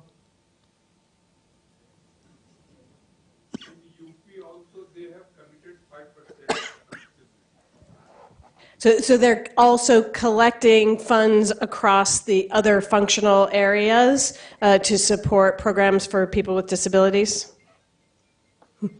Oh, that's really great. Thank you for sharing, Professor Mittal. I think if UP is committed and Karnataka is listening and is probably going to be committed, and actually 5% is the one that's being talked about here, that can be a fantastic news for all of us because there would be a need for us to deliver. There would be a need for, there would be employment creation, and there would also be ability for people to have that knowledge of what the government can help with. Yesterday, we heard a wonderful panel talking about the importance of teacher competencies and teacher training for making a reality this idea of inclusive education. And likewise, when we think about the healthcare system, the preparedness of doctors and nurses and other health professionals to care for people with disabilities, people with visual impairment, is really critical for their appropriate health care. In the United States, this is a major challenge. Sure. We have a colleague at Harvard, at the Massachusetts General Hospital, who studies this question, and she finds that people with disabilities often do not get the care they need. They're much less likely to get preventive care, like cancer screenings, or reproductive health care based on unfounded assumptions by the physicians about what people actually want and need. And in a recent survey, she found that about half of physicians say they're not comfortable treating people with disabilities. They're not prepared to treat people with disabilities. And so I wonder if we have people in the room who have thought about engaging on that side. Do physicians and nurses and other workers in the healthcare system, are they prepared to treat people with visual impairment effectively, to communicate effectively, to raise the levels of health literacy, all of those jobs that Alina talked about earlier that physicians do in their interactions with patients? So at a very small scale, we were thinking about, and eventually were not able to do it, we were thinking about engaging physicians or dentists in that role. And we had colleagues who were physicians and dentists. But after a few years, they left us. So we kind of came back to now where we don't have a physician or dentist colleague out of the 235 colleagues that we have at Kadam or. But that's a really important question. What we were going to do was to simply provide sanitary pads to ladies who were at that age in our program. We were going to do that for high school leadership program as well as active learning program. And I'm really not as familiar with some of these health-related challenges that that the girls and the ladies have, the ones with the challenge of not being able to see. But I think that's a really, really important question and is worthy of looking into and working on. We'd love to hear any comments from people in the audience about the ability to access the healthcare system effectively and equitably. And I think we need a microphone down in the front row. So Bianca and one more.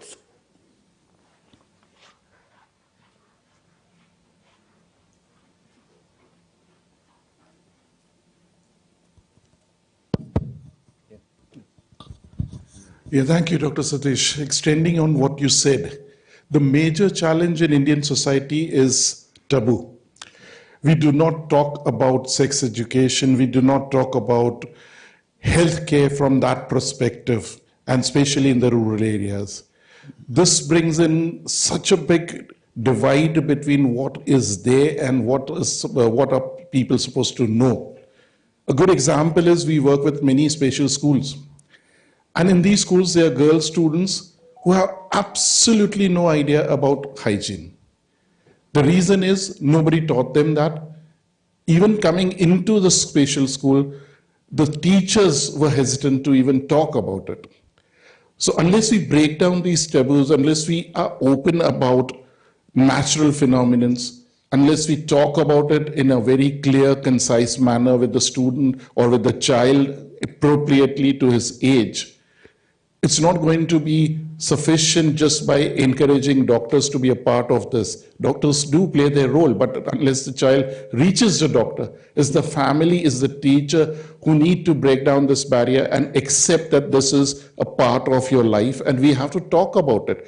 Sighted children will look at things, learn from people by emulating them. Blind child needs to be taught experientially. And unless we have that courage to openly discuss these issues, it becomes a major area of concern. Thank you. Thank you. Any other? Bianca has a question. Bianca had a hand up. Dipesh.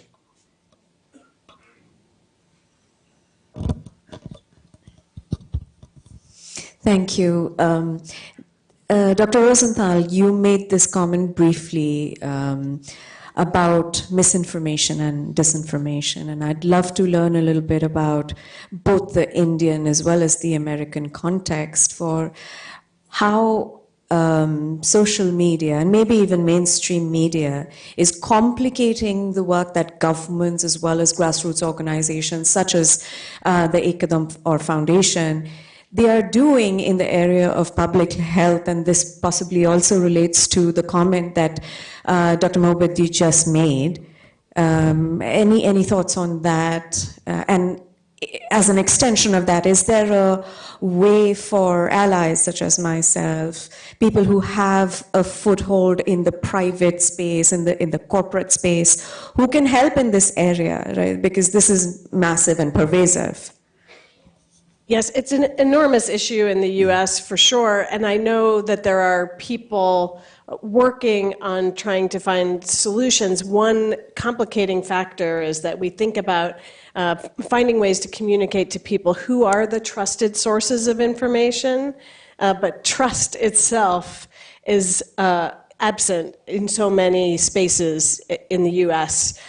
We are so polarized that there is no trust in, for example, our public health agencies. They're at an all-time low in terms of trust, so that if you want to get reliable evidence to the public, it needs somehow to be filtered through a champion that is trusted by the people you're trying to influence. Our young people learn about public health issues on TikTok. They do not go to the Centers for Disease Control. And I think this, I'm sure Dr. Alina would have more to say about this, but I think it has a big impact in clinic. People come to the clinic with their own set of information and misinformation, and a part of the conversation that physicians have with their patients now is trying to educate them both on the content but also on how to navigate the information. And perhaps this is similar here. I think so. Maybe Dr. Alina can say a few words on it. Thank you.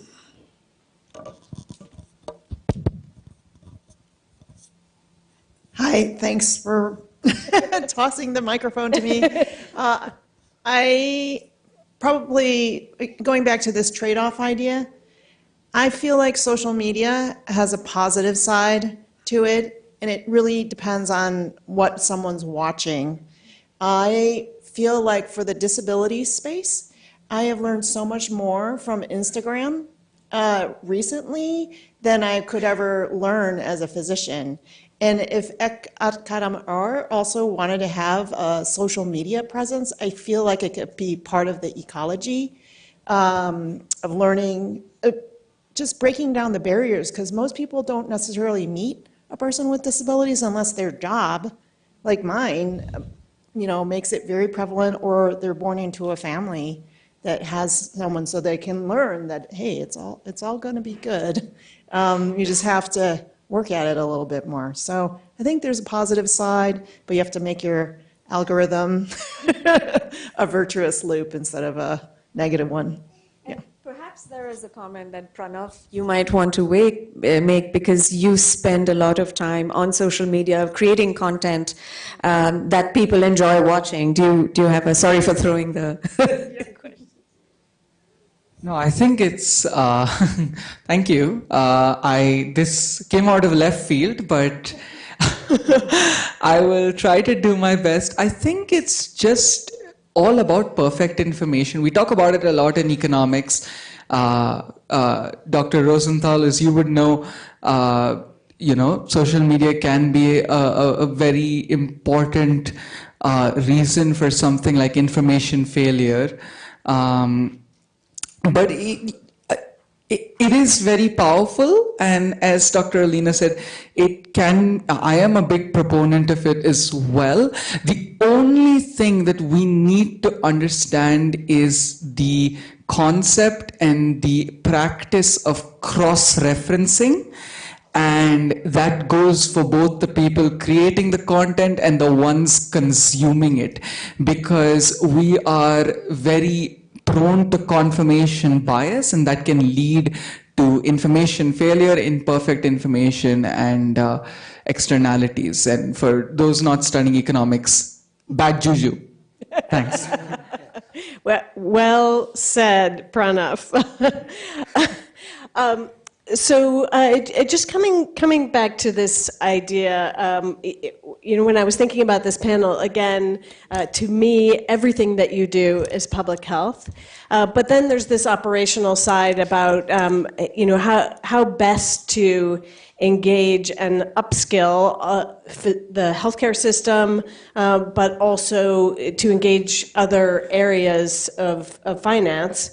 And I wonder if you think there are any risks to trying to broaden your base in some sense to involve the health ministry, for example, because I can imagine a scenario.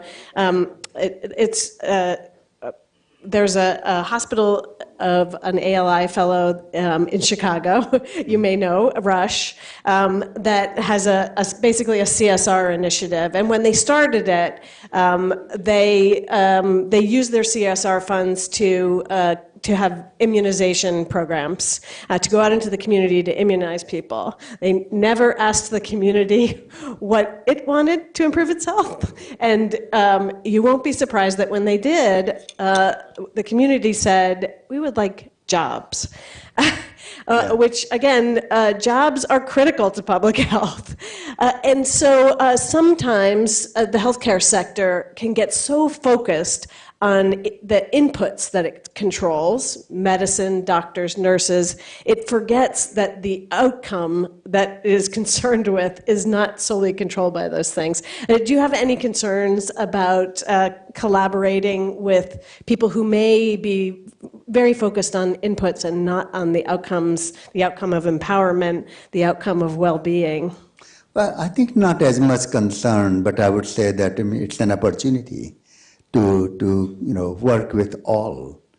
But you are right that the employment is really the number one area that comes from people. So when we talk to parents, and the parents decide to move from one location to another, we always tell them that if you are moving, please let us know so that we move with you. So we will have a mentor hired in the place where you're heading, because you don't have a job in the current place, and so you got to move to Delhi or a large city. But we want to move with you. We'll arrange a mentor and a special educator for your child. The other interesting questions that come, which are not coming from too many people, but they do come, is, well, you're giving our child education, so that's good. Can you give us a home? Can you buy a home? And I think it's hard it's a hard question to answer. And I wish I had enough money to give a home. I think the Prime Minister of India's fund is doing millions of free homes to people and the families.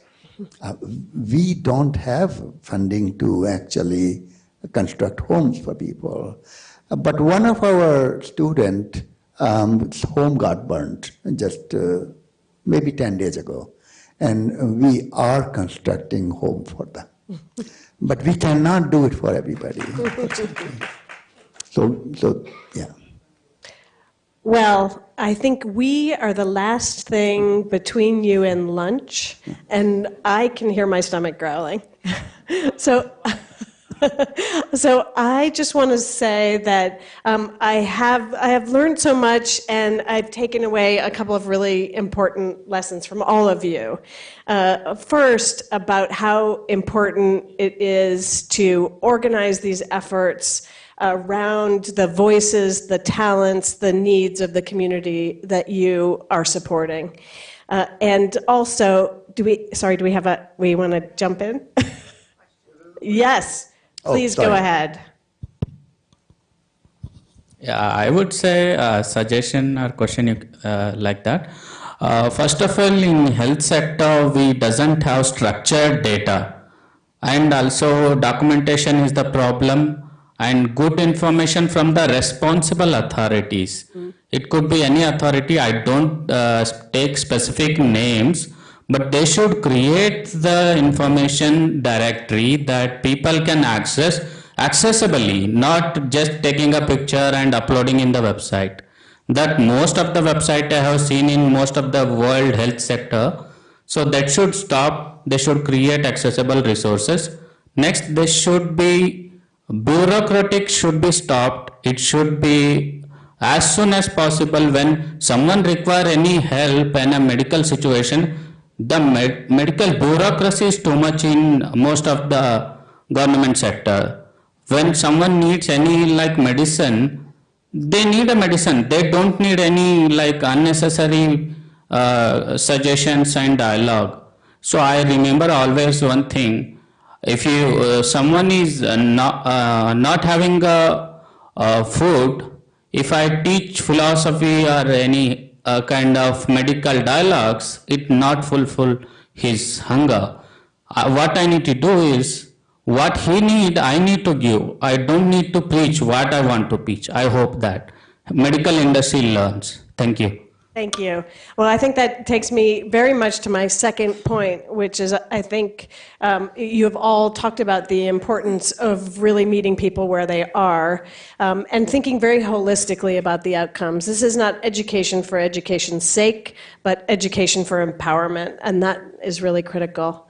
And I am just so incredibly impressed by the momentum and the trajectory you're on, and I look forward to seeing what you will do in the next decade.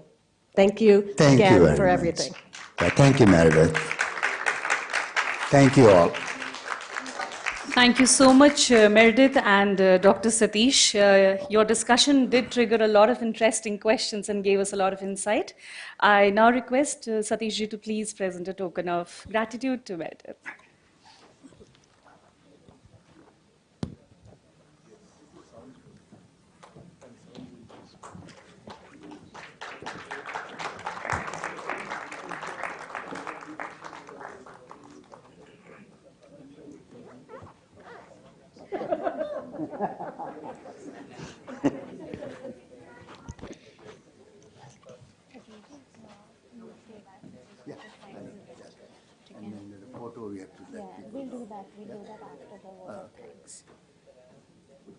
I'm sure the stomach growling continues, but please bear with us. We have the last item for today, and we have been truly grateful to our board of directors, advisory board members, our generous contributors, donors, our collaborators, and well-wishers and supporters. We, however, want to specially mention and honor three of them, that is Dr. Ram Saladi, Indira Saladi, and Ram Swarup Barua, who have been relentless supporters of Ek Kadam Aur, specifically for our project Arunodaya, program Arunodaya, in Madhya Pradesh and as well as in Andhra Pradesh.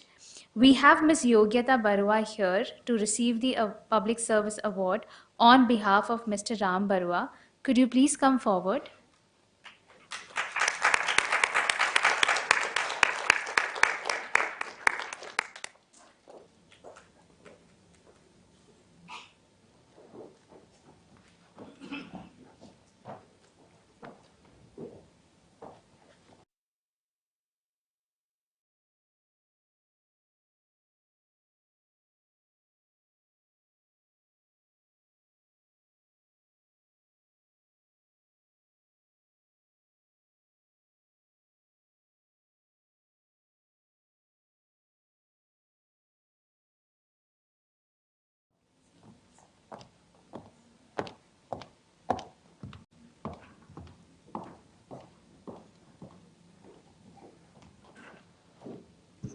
I request Dr. Satish to please give a vote of thanks.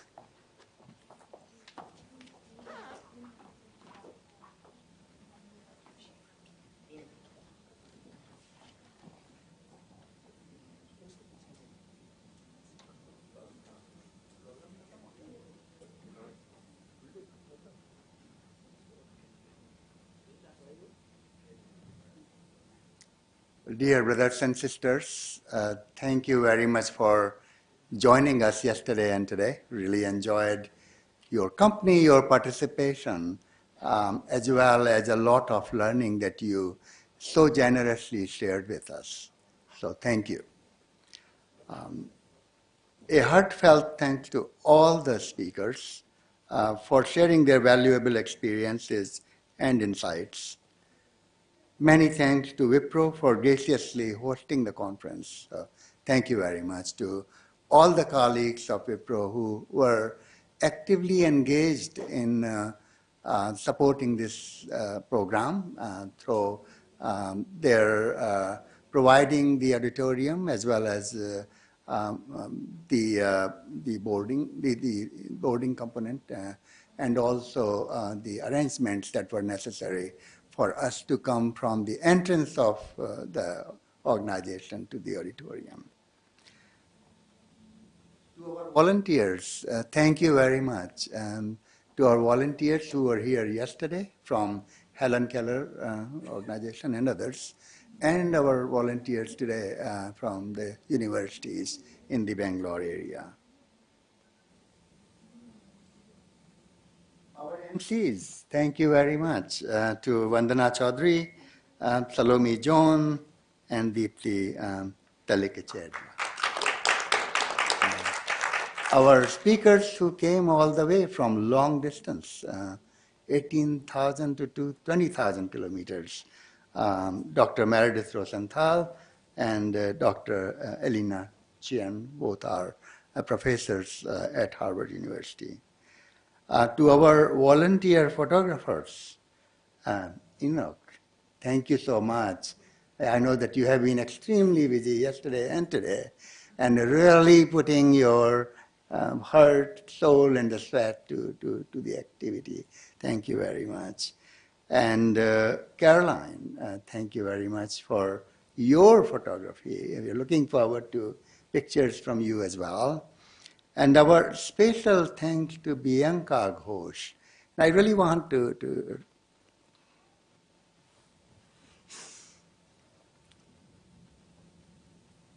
Bianca has been really a key colleague for a long period of time. She joined as on the advisory board 7.5 years ago. And so we began our work in India 8 years ago. So this is really a huge contribution. In so many ways, Bianca has been with me to some of our schools, including the school in Kathmandu, and has been a great source of inspiration for the work we do at Kadam. So thank you. Special thanks to Rohit Sharma and Sharon Josh and Deepesh, who's right here as well. Pallavi, thank you for your contributions. And thank you very much to the audience, because without you, we could not have had this conference. So thank you very much for your all the patience that you had. Our program did have some changes, and you stayed through the changes. But thank you very much, really, and we are looking forward to having all of you join us in Bombay in 2027, in the month of February. We will share the dates as soon as we make the reservation. It's 2027. In 2026, there will be a small group that will meet in Bombay also. And that small group would be a group of professors and technical experts. And we will sit down together to prepare for our way forward in 2027. So thank you very much again. Many of you, a lot of you have come from outside of Bengaluru. Safe travels. Please do not forget to have lunch, because the lunch actually was prepared for 200 people. And we are under 70 at this time. And this is not uncommon, to be frank. So we will make sure that the food that is there reaches to some of the folks who can use it elsewhere. So thank you very much again. I'm really so grateful to you. We all are grateful to you. And have a safe travel. Thank you. I think there is a plan for what? You're going to. Okay, thank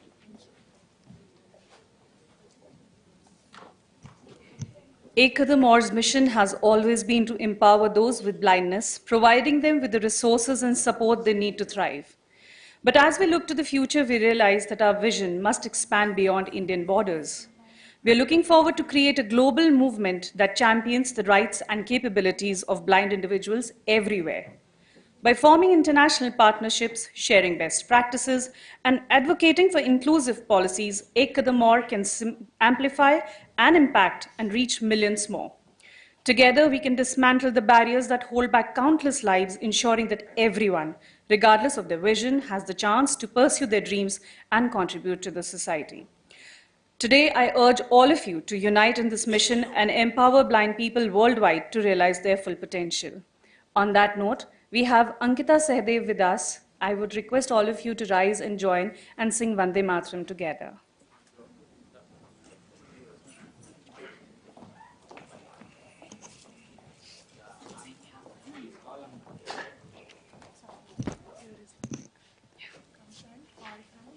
Let me touch them. Thank you. I request all of you to sing along if you know the lyrics of our national song. I hope almost everybody does. Yeah, thank you. Vande Mataram, Vande Mataram, Sujalam Sufalam, Malayaj Sheetalam, Shasya Shamalam Mataram, Vande Mataram, Shubhra Jyotsna Pulkit Yamini, Fulla Kusumit Drumatal Shobhini, Suhasini Drumatar Bhashini, Sukhdam Vardam Mataram, Vande Mataram, Vande Mataram, Vande Mataram. Thank you so much. Jai Hind. So, Geeta, finally we heard you sing. Yes. Just wanted to let all of you know that the lunch is on the 3rd floor, like it was yesterday. And my kind request to all our speakers and panelists to stay back for a photograph, and also all Ek Kadam Aur colleagues to please gather around the stage.